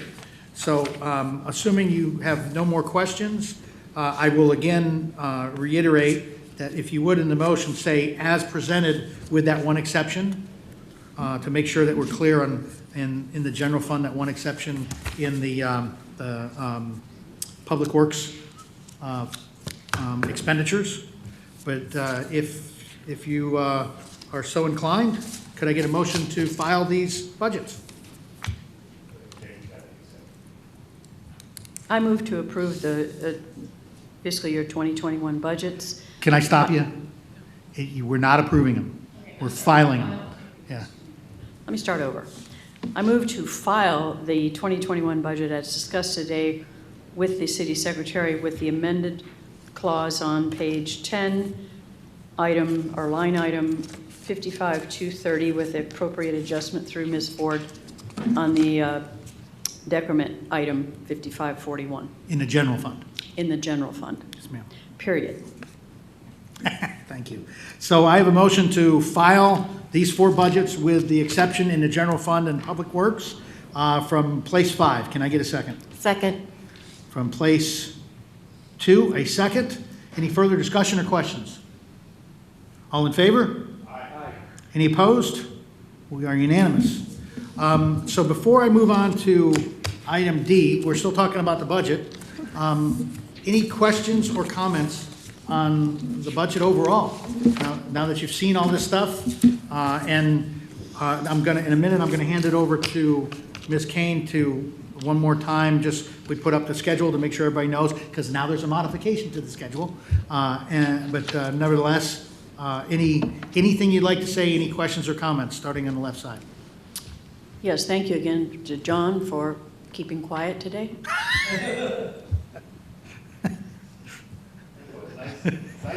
Anything else? Sir? Again, I want to thank you all for all the hard work you put into this year's budget. Is it getting any easier? I didn't hear as much complaining this year as not necessarily complaining, but It's down to a science. but y'all always do a wonderful job. Thank you. So thank you. Same, great job, thank you. Ditto. I sometimes feel guilty about coming up here John, stop. for 3 hours looking at this, and y'all spent dozens of hours each doing the work on it. But I really appreciate all the work you did. Yeah, and so I'll close this part by saying that it's easy, and you would probably expect me to say, hey, thanks a lot for all the work, but no kidding, thanks for all the work.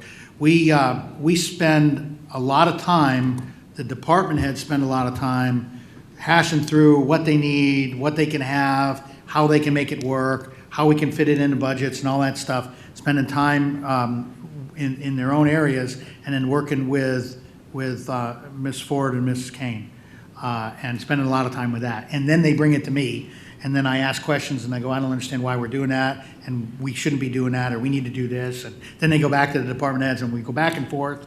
And so they end up in the middle of some of that stuff, but we eventually all come to common ground on it. And then we spend a lot of time making sure, frankly, we know everything on the budget.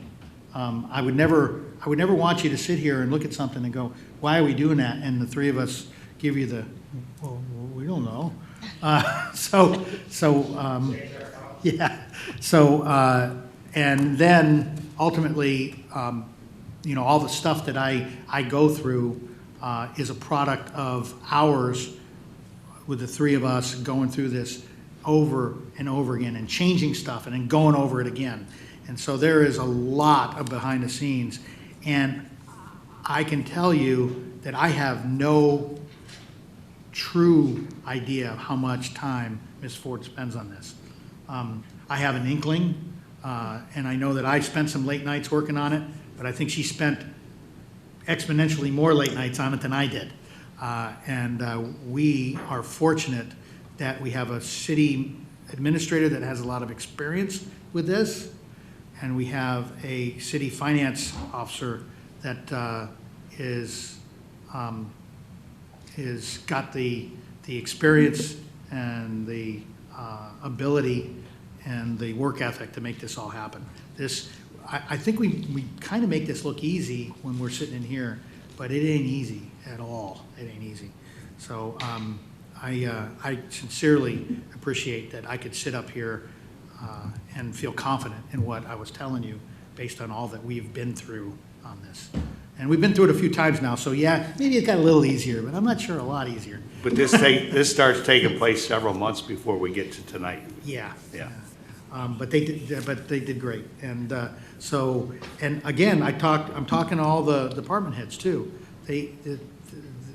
These two and myself, we don't dream this stuff up. They spend a whole lot of time doing the analysis and figuring this all out. And it's all about the city. And what I really appreciate is it's all about the city. It's not about the department.